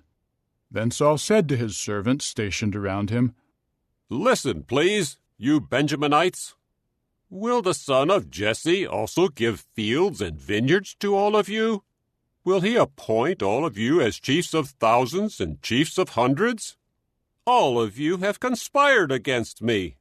No one informed me when my own son made a covenant with the son of Jesse. Not one of you has sympathy for me and informs me that my own son has incited my own servant against me to ambush me, as is now the case." Then Doeg the Edomite, who was stationed there over the servants of Saul, answered, "I saw the son of Jesse come to Nob, to Ahimelech the son of Ahitub, and he inquired of Jehovah for him, and gave him provisions. He even gave him the sword of Goliath the Philistine." At once the king sent for Ahimelech, son of Ahitub the priest, and all the priests of his father's house who were in Nob. So all of them came to the king. Saul now said, "Listen, please, you son of Ahitub." To which he replied, "Here I am, my lord." Saul said to him, "Why have you conspired against me, you and the son of Jesse, by giving him bread and a sword, and by making an inquiry of God for him? He opposes me and waits in ambush, as is now the case." At this Ahimelech answered the king, "Who among all your servants is as trustworthy as David? He is the king's son-in-law, and a chief over your bodyguard, and honored in your house. Was today the first time I inquired of God for him? What you are saying is unthinkable on my part. Do not let the king hold anything against his servant and against my father's entire house, for your servant did not know a single thing about any of this." But the king said, "You will surely die, Ahimelech, you along with all your father's house." With that, the king said to the guards stationed around him, "Turn and kill the priests of Jehovah, because they have sided with David. They knew that he was a runaway, and they did not inform me." But the king's servants did not want to lift their hands to assault the priests of Jehovah. Then the king said to Doeg, "You turn and assault the priests." Immediately Doeg the Edomite went and assaulted the priests himself. He killed on that day 85 men wearing the linen ephod. He also struck Nob, the city of the priests, with the sword, man as well as woman, child as well as infant, bull, donkey, and sheep he put to the sword. However, one son of Ahimelech, the son of Ahitub, whose name was Abiathar, escaped and ran away to follow David. Abiathar told David, "Saul has killed the priests of Jehovah." At this David said to Abiathar, "I knew on that day, when Doeg the Edomite was there, that he would be sure to tell Saul. I am personally responsible for the death of everyone in your father's house. Stay with me. Do not be afraid, for whoever seeks your life seeks my life. You are under my protection." Chapter 23. In time, David was told, "The Philistines are fighting against Keilah, and they are raiding the threshing floors." So David inquired of Jehovah, "Should I go and strike down these Philistines?" Jehovah said to David, "Go, strike down the Philistines and rescue Keilah." But the men of David said to him, "Look, we are afraid while here in Judah. How much more so if we go to Keilah against the battle line of the Philistines?" So David inquired once again of Jehovah. Jehovah now answered him, "Rise up, go down to Keilah, because I will give the Philistines into your hand." So David went with his men to Keilah and fought against the Philistines. He carried off their livestock and struck them down with a great slaughter, and David rescued the inhabitants of Keilah. Now, when Abiathar the son of Ahimelech ran away to David at Keilah, he had an ephod with him. Saul was told, "David has come to Keilah." Then Saul said, "God has handed him over to me, for he has trapped himself by entering a city with gates and bars." So Saul summoned all the people to war, to go down to Keilah and besiege David and his men. When David learned that Saul was plotting against him, he said to Abiathar the priest, "Bring the ephod here." Then David said, "O Jehovah, the God of Israel, your servant has indeed heard that Saul intends to come to Keilah to destroy the city because of me. Will the leaders of Keilah surrender me into his hand? Will Saul come down, as your servant has heard? O Jehovah, the God of Israel, please tell your servant." To this Jehovah said, "He will come down." David asked, "Will the leaders of Keilah surrender me and my men into Saul's hand?" Jehovah replied, "They will surrender you." At once David rose up with his men, about 600 in number, and they left Keilah and moved about wherever they could. When Saul was told that David had escaped from Keilah, he did not go out after him. David stayed in the wilderness, in places difficult to approach, in the mountainous region of the wilderness of Ziph. Saul searched for him constantly, but Jehovah did not give him into his hand. David was aware that Saul had gone out to seek his life while David was in the wilderness of Ziph at Horesh. Jonathan the son of Saul now went out to David at Horesh, and he helped him find strength in Jehovah. He said to him, "Do not be afraid, for my father Saul will not find you. You will be king over Israel, and I will become second to you, and my father Saul also knows that." Then the two of them made a covenant before Jehovah, and David stayed in Horesh, and Jonathan went to his home. The men of Ziph later went up to Saul at Gibeah and said, "Is not David hiding near us in the places difficult to approach at Horesh, on the hill of Hakilah, which is south of Jeshimon?" "Whenever it pleases you to come down, O king, come, and we will surrender him into the hand of the king." At this, Saul said, "May you be blessed by Jehovah, for you have shown compassion to me. Please go and try to find out exactly where he is and who saw him there, for I have been told that he is very cunning. Carefully ascertain where all his hiding places are, and return to me with the evidence. I will then go with you, and if he is in the land, I will search him out among all the thousands of Judah." So they left, and went to Ziph ahead of Saul, while David and his men were in the wilderness of Maon, in the Arabah, to the south of Jeshimon. Then Saul came with his men to look for him. When David was told, he at once went down to the crag, and stayed in the wilderness of Maon. When Saul heard this, he chased after David into the wilderness of Maon. As Saul came to one side of the mountain, David and his men were on the other side of the mountain. David was hurrying to get away from Saul, but Saul and his men were closing in on David and his men to capture them. But a messenger came to Saul, saying, "Come quickly, for the Philistines have made a raid on the land." At that, Saul stopped chasing after David and went to confront the Philistines. That is why that place was named the crag of the divisions. Then David made his way up from there and stayed in the places difficult to approach at En-Gedi. Chapter 24. As soon as Saul returned from pursuing the Philistines, they told him, "Look, David is in the wilderness of En-Gedi." So Saul took 3,000 men chosen from all Israel and went to look for David and his men on the rocky cliffs of the mountain goats.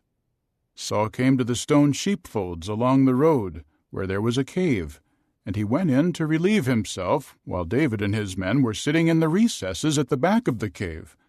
David's men said to him, "This is the day on which Jehovah is saying to you, 'Look, I am giving your enemy into your hand, and you can do to him whatever seems good to you.'" So David rose up and quietly cut off the edge of Saul's sleeveless coat. But afterward, David's heart kept striking him because he had cut off the edge of Saul's sleeveless coat. He said to his men, "It is unthinkable from Jehovah's standpoint that I should do such a thing to my Lord, the anointed of Jehovah, by lifting my hand against him, for he is the anointed of Jehovah." So David restrained his men with these words, and he did not allow them to attack Saul. As for Saul, he rose up from the cave and went on his way. Then David got up and went out from the cave, and called out after Saul, "My lord, the king!" When Saul looked behind him, David bowed down low, with his face to the ground, and prostrated himself. David said to Saul, "Why do you listen to the words of men who say, 'Look, David is seeking to harm you'? This very day your own eyes have seen how Jehovah gave you into my hand in the cave. But when someone said to kill you, I had pity on you, and said, 'I will not lift my hand against my Lord, for he is the anointed of Jehovah.' And look, my father, yes, see the edge of your sleeveless coat in my hand. For when I cut off the edge of your sleeveless coat, I did not kill you. You can now see and understand that I do not intend to harm you or to rebel, and I have not sinned against you, whereas you are hunting me down to take my life. May Jehovah judge between you and me, and may Jehovah take vengeance on you for me, but my hand will not come against you. Just as the ancient proverb says, 'From the wicked comes wickedness, but my hand will not come against you.' After whom has the king of Israel gone out? Whom are you chasing? A dead dog? A single flea? May Jehovah be the judge, and he will judge between you and me, and he will see and will plead my case and judge me and rescue me from your hand." At the moment that David finished speaking these words to him, Saul said, "Is this your voice, my son David?" And Saul began to weep loudly. He said to David, "You are more righteous than I am, for you have treated me well, and I have repaid you with evil. Yes, today you have told me of the good you did by not killing me when Jehovah surrendered me into your hand. For what man finds his enemy and sends him on his way unharmed? Jehovah will reward you with good because of what you have done for me today. And now, look, I know that you will surely rule as king, and that in your hand the kingdom of Israel will endure. Now swear to me by Jehovah that you will not wipe out my descendants after me, and that you will not annihilate my name out of my father's house." So David swore to Saul, after which Saul went home. But David and his men went up to the stronghold. Chapter 25.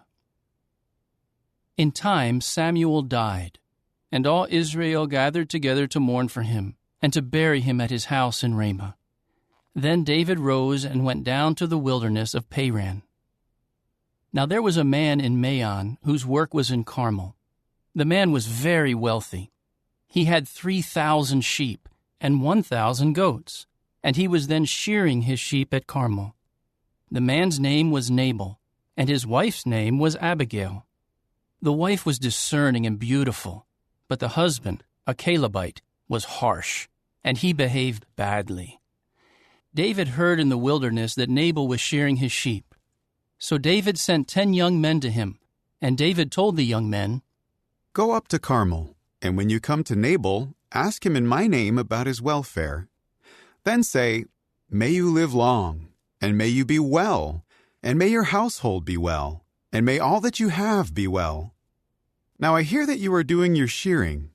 When your shepherds were with us, we did not harm them, and they found nothing missing the whole time they were in Carmel. Ask your young men, and they will tell you. May my young men find favor in your eyes, because we have come at a joyous time. Please give to your servants and to your son David whatever you can spare.'" So David's young men went and told all of this to Nabal in David's name. When they finished, Nabal answered David's servants, "Who is David, and who is the son of Jesse? Nowadays many servants are breaking away from their masters. Do I have to take my bread and my water and the meat that I butchered for my shearers and give it to men who come from who knows where?" At that, David's young men returned and reported all these words to him. David immediately said to his men, "Everyone, strap on your sword." So they all strapped on their swords, and David also strapped on his own sword. And about 400 men went up with David, while 200 men stayed with the baggage. Meanwhile, one of the servants reported to Abigail, Nabal's wife, "Look, David sent messengers from the wilderness to wish our master well, but he screamed insults at them. Those men were very good to us. They never harmed us, and we did not miss a single thing the whole time we were together with them in the fields. They were like a protective wall around us, both by night and by day, the whole time we were with them shepherding the flock. Now decide what you are going to do, for disaster has been determined against our master and against all his house, and he is such a worthless man that no one can speak to him." So Abigail quickly took 200 loaves of bread, 2 large jars of wine, 5 dressed sheep, 5 seah measures of roasted grain, 100 cakes of raisins, and 200 cakes of pressed figs, and put all of it on the donkeys. Then she said to her servants, "Go on ahead of me. I will follow you." But she said nothing to her husband Nabal.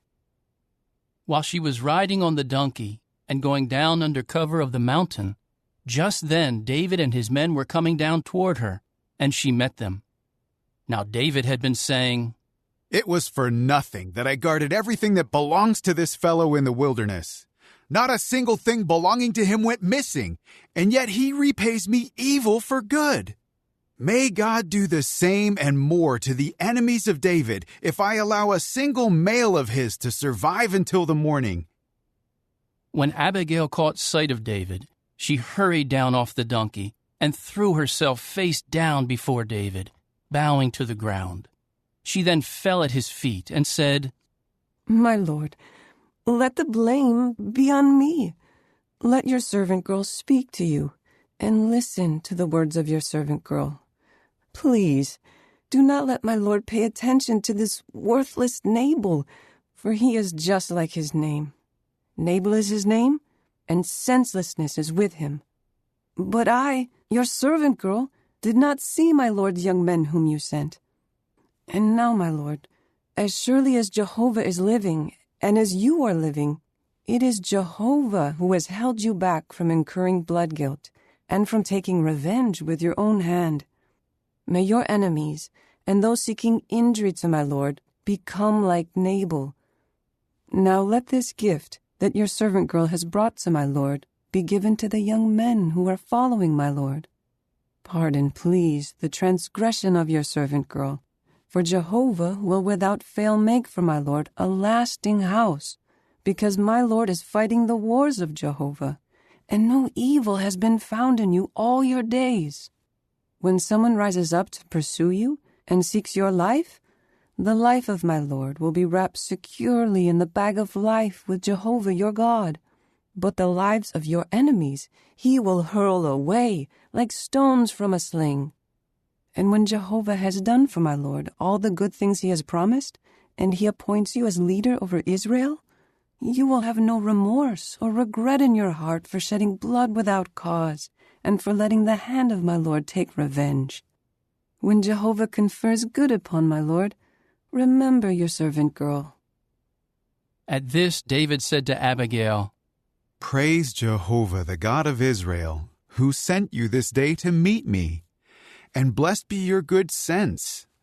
May you be blessed for restraining me this day from incurring blood guilt and from taking revenge with my own hands. Otherwise, as surely as Jehovah, the God of Israel, who held me back from harming you, is living, if you had not come quickly to meet me, by morning there would not have remained a single male belonging to Nabal." With that, David accepted from her what she had brought him, and said to her, "Go up in peace to your house. See, I have listened to you, and I will grant your request." Abigail later went back to Nabal, who was feasting like a king in his house, and Nabal was in a good mood and was as drunk as could be. She did not tell him a single thing until the morning light. In the morning, when Nabal was sober, his wife told him these things. And his heart became like a dead man's, and he lay paralyzed like a stone. About 10 days later, Jehovah struck Nabal, and he died. When David heard that Nabal had died, he said, "Praise Jehovah, who has pleaded my case of reproach from Nabal, and has kept his servant from doing anything bad. And Jehovah has brought the badness of Nabal back on his own head." Then David sent word to propose to Abigail, to take her as his wife. So David's servants came to Abigail at Carmel and said to her, "David has sent us to you to take you as his wife." She immediately rose up and bowed with her face to the ground and said, "Here is your slave, as a servant to wash the feet of the servants of my lord." Then Abigail quickly rose up and rode on her donkey with 5 of her female servants walking behind her. She accompanied the messengers of David and became his wife. David had also married Ahinoam from Jezreel, and both women became his wives. But Saul had given his daughter Michal, David's wife, to Paltai, the son of Laish, who was from Galim. Chapter 26. In time the men of Ziph came to Saul at Gibeah, saying, "Is David not hiding on the hill of Hachilah, facing Jeshimon?"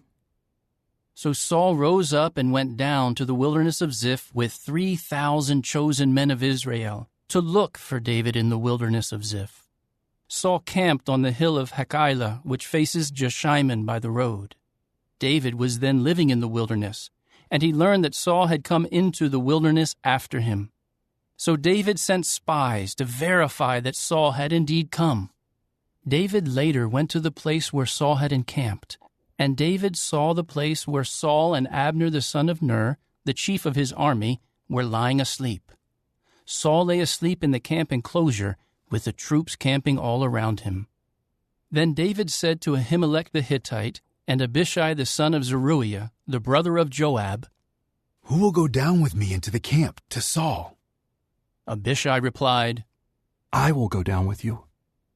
So David and Abishai made their way to the troops by night, and they found Saul lying asleep in the camp enclosure, with his spear stuck into the ground next to his head. Abner and the troops were lying all around him. Abishai now said to David, "Today God has surrendered your enemy into your hand. And now, please, let me pin him to the ground with the spear just once, and I will not need to do it twice." However, David said to Abishai, "Do not harm him, for who can lift his hand against the anointed of Jehovah and remain innocent?" David continued, "As surely as Jehovah is living, Jehovah himself will strike him down, or his day will come and he will die, or he will go down into battle and perish. It is unthinkable from Jehovah's standpoint for me to lift my hand against the anointed of Jehovah.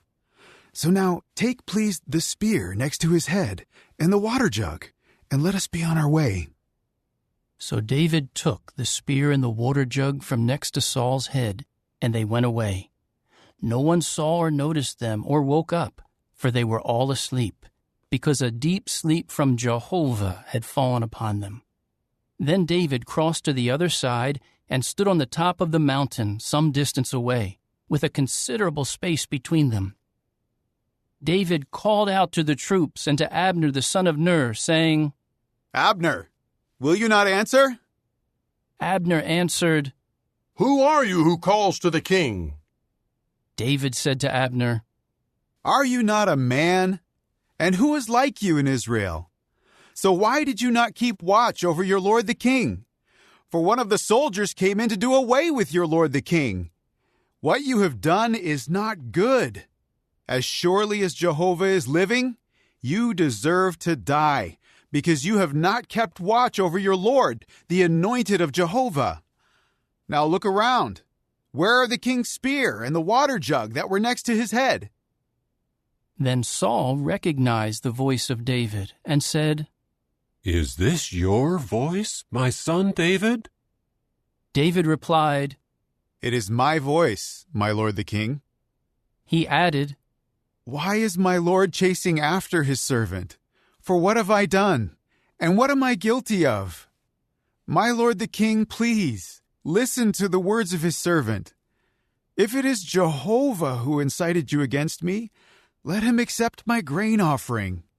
But if men have incited you, they are cursed before Jehovah, because they have driven me away today from being united with Jehovah's inheritance, saying, 'Go, serve other gods.'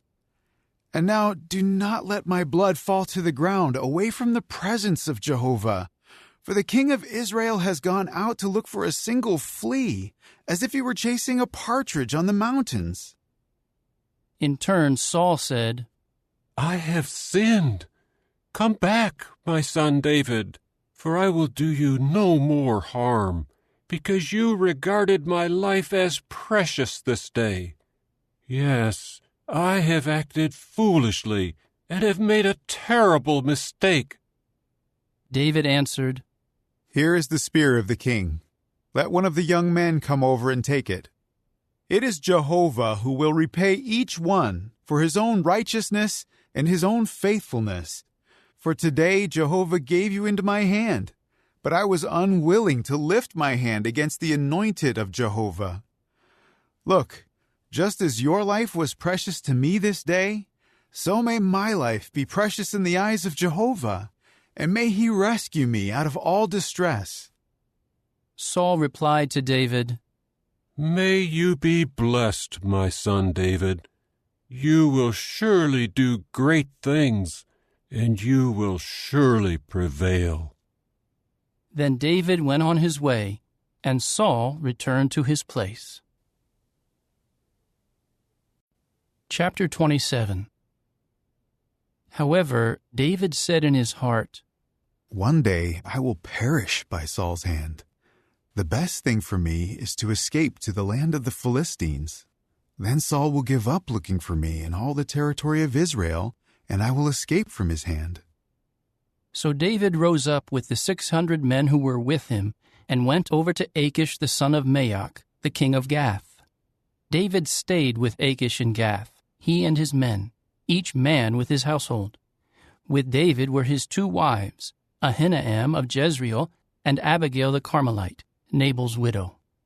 When report was made to Saul that David had run away to Gath, he stopped searching for him. Then David said to Achish, "If I have found favor in your eyes, let them give me a place in one of the cities of the countryside, so that I may live there.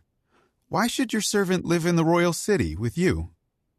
So Achish gave him Ziklag on that day. That is why Ziklag belongs to the kings of Judah down to this day. The length of time that David lived in the countryside of the Philistines was 1 year and 4 months.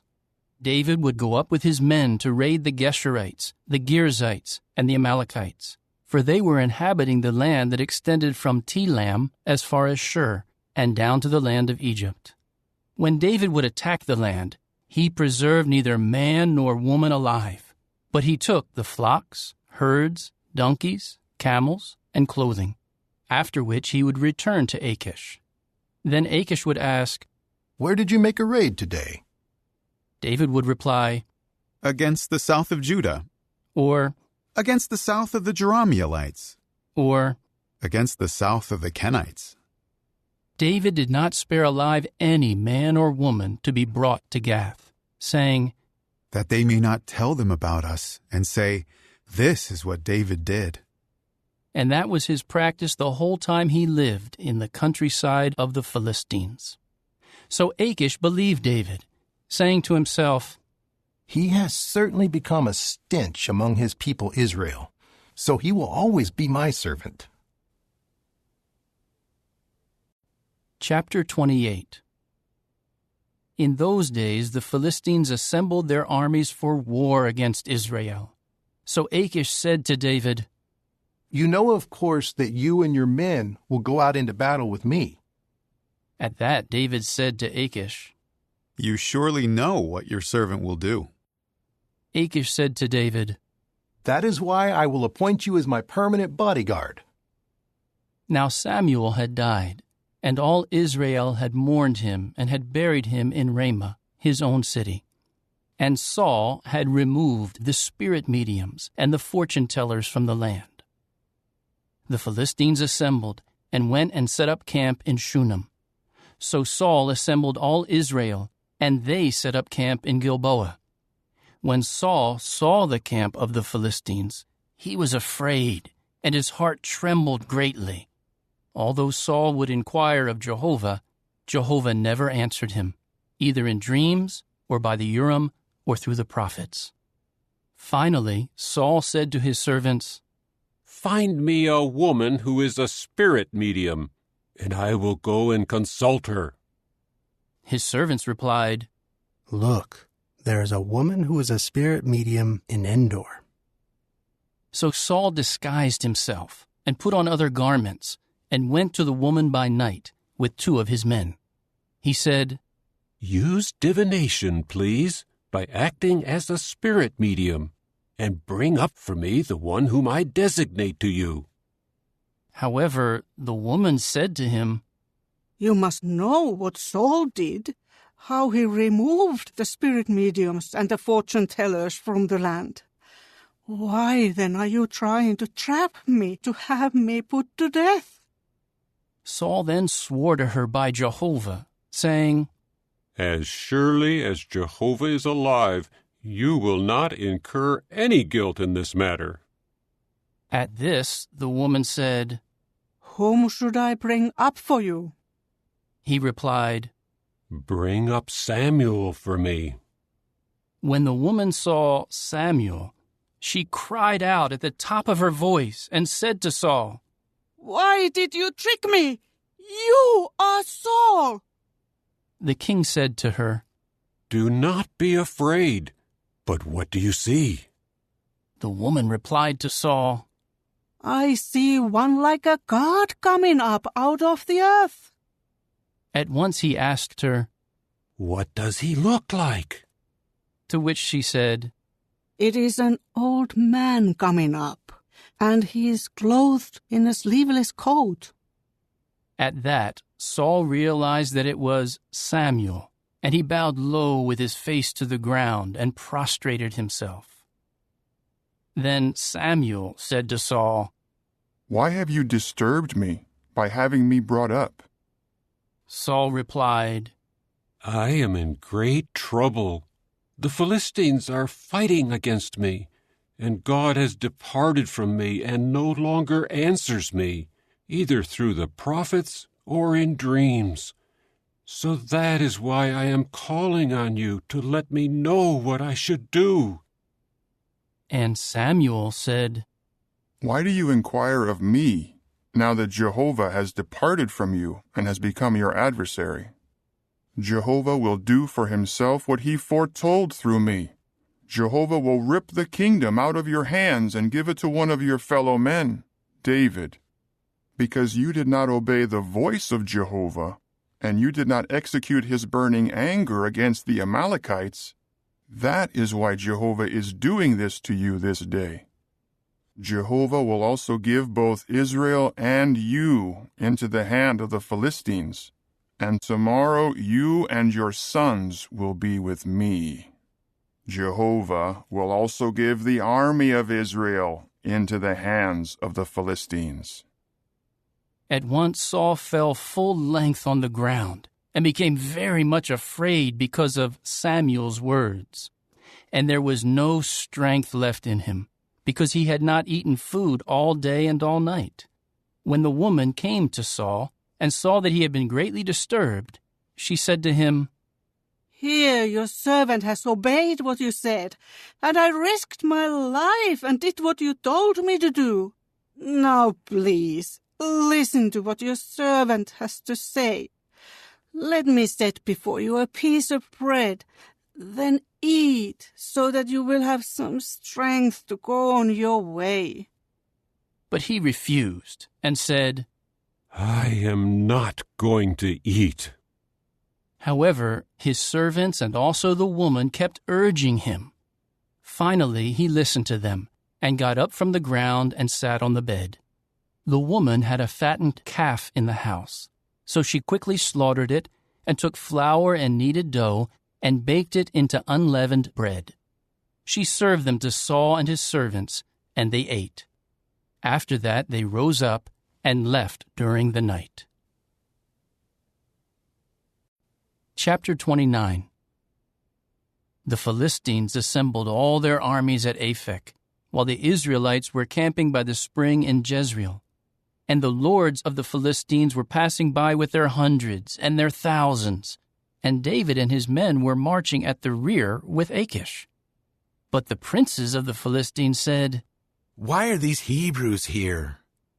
Achish replied to the princes of the Philistines, "This is David, the servant of King Saul of Israel, who has been with me for a year or more. I have not found any fault in him from the day he deserted to me until today." But the princes of the Philistines became indignant at him, and they said to him, "Make the man go back. Let him return to the place where you assigned him. Do not let him go down with us into the battle, so that he will not turn against us during the battle. For what better way to put himself in favor with his Lord than with the heads of our men?" Is this not the David about whom they sang when they danced, saying, "Saul has struck down his thousands, and David his tens of thousands"? So Achish summoned David and said to him, "As surely as Jehovah is living, you are upright, and I am pleased to have you go on the campaign with my army. For I have not found any fault with you from the day you came to me until today. But the lords do not trust you. So return in peace, and do not do anything to displease the lords of the Philistines." However, David said to Achish, "Why, what have I done? What fault have you found in your servant from the day that I came to you until today? Why should I not come with you and fight against the enemies of my lord the king?" Achish answered David, "From my standpoint, you have been as good as an angel of God. But the princes of the Philistines have said, 'Do not let him go up with us into the battle.' Now get up early in the morning with the servants of your Lord who came with you. Rise up and leave early in the morning, as soon as it is light." So David and his men rose up early in the morning to return to the land of the Philistines, and the Philistines went up to Jezreel. Chapter 30. When David and his men came to Ziklag on the third day, the Amalekites had made a raid on the south and on Ziklag, and they had attacked Ziklag and burned it with fire. They had taken captive the women and all who were in it, from the smallest to the greatest. They had not killed anyone, but they had carried them off and gone on their way. When David and his men came to the city, they found it burned down, and their wives and their sons and their daughters had been carried off captive. So David and the men with him began weeping loudly until they had no strength left to weep. David's 2 wives had also been carried off captive, Ahinoam of Jezreel, and Abigail the widow of Nabal the Carmelite. David was very distressed because the men were talking of stoning him, for all the men had become very bitter over the loss of their sons and daughters. But David strengthened himself by Jehovah his God. David then said to Abiathar the priest, the son of Ahimelech, "Please bring the ephod here." So Abiathar brought the ephod to David. David inquired of Jehovah, "Should I chase after this marauder band? Will I overtake them?" At this he said to him, "Go in pursuit, for you will certainly overtake them, and you will make the rescue." David immediately set out with the 600 men who were with him, and they went on as far as the Wadi Besor, where some of the men stayed behind. David kept up the chase with 400 men, but the 200 men who were too tired to cross the Wadi Besor stayed behind. They found an Egyptian man in the field and took him to David. They gave him food to eat and water to drink, as well as a slice of a cake of pressed figs and 2 cakes of raisins. After he ate, he regained his strength, for he had not eaten any food or drunk any water for 3 days and 3 nights. David now asked him, "To whom do you belong, and where are you from?" To which he said, "I am an Egyptian attendant, a slave of an Amalekite man. But my master left me because I got sick 3 days ago. We made a raid on the south of the Kerethites, and on the territory of Judah, and on the south of Caleb, and Ziklag we burned with fire." At this David said to him, "Will you lead me down to this marauder band?" He replied, "If you swear to me by God that you will not put me to death, and that you will not hand me over to my master, I will lead you down to this marauder band." So he led him down to where they were spread out all over the land, eating and drinking and celebrating, because of all the great spoil that they had taken from the land of the Philistines and the land of Judah. Then David struck them down, from the morning darkness until the following evening. Not a man escaped, except 400 men who fled on camels. David recovered all that the Amalekites had taken, and David rescued his 2 wives. Nothing of theirs was missing, from the smallest to the greatest. They recovered their sons and daughters and the spoil. David recovered everything that they had taken. So David took all the flocks and the herds, which they drove before their own livestock. They said, "This is David's spoil." Then David came to the 200 men who had been too tired to go along with David, and who had stayed behind by the Wadi Besor, and they came out to meet David and the people with him. When David came near to the men, he asked them how they were. However, every bad and worthless man among those who had gone with David said, "Since they did not go with us, we will not give them any of the spoil that we recovered, except that each one may take his wife and his sons and go away." But David said, "You must not do this, my brothers, with what Jehovah has given us. He protected us and gave into our hand the marauder band that came against us. Who would agree with you on this? The share of the one who went down into the battle will be the same as the share of the one who sat by the baggage. All will have a share together." And from that day forward, he kept it set as a regulation and a rule for Israel down to this day. When David returned to Ziklag, he sent some of the spoil to the elders of Judah who were his friends, saying, "Here is a gift for you from the spoil of Jehovah's enemies." He sent it to those who were in Bethel, to those in Ramoth of the Negeb, to those in Jattir, to those in Aroer, to those in Siphmoth, to those in Eshtemoa, to those in Rachal, to those in the cities of the Jerahmeelites, to those in the cities of the Kenites, to those in Hormah, to those in Boreshan, to those in Athak, to those in Hebron, and to all the places that David and his men had frequented. Chapter 31. Now the Philistines were fighting against Israel. And the men of Israel fled from before the Philistines, and many fell slain on Mount Gilboa.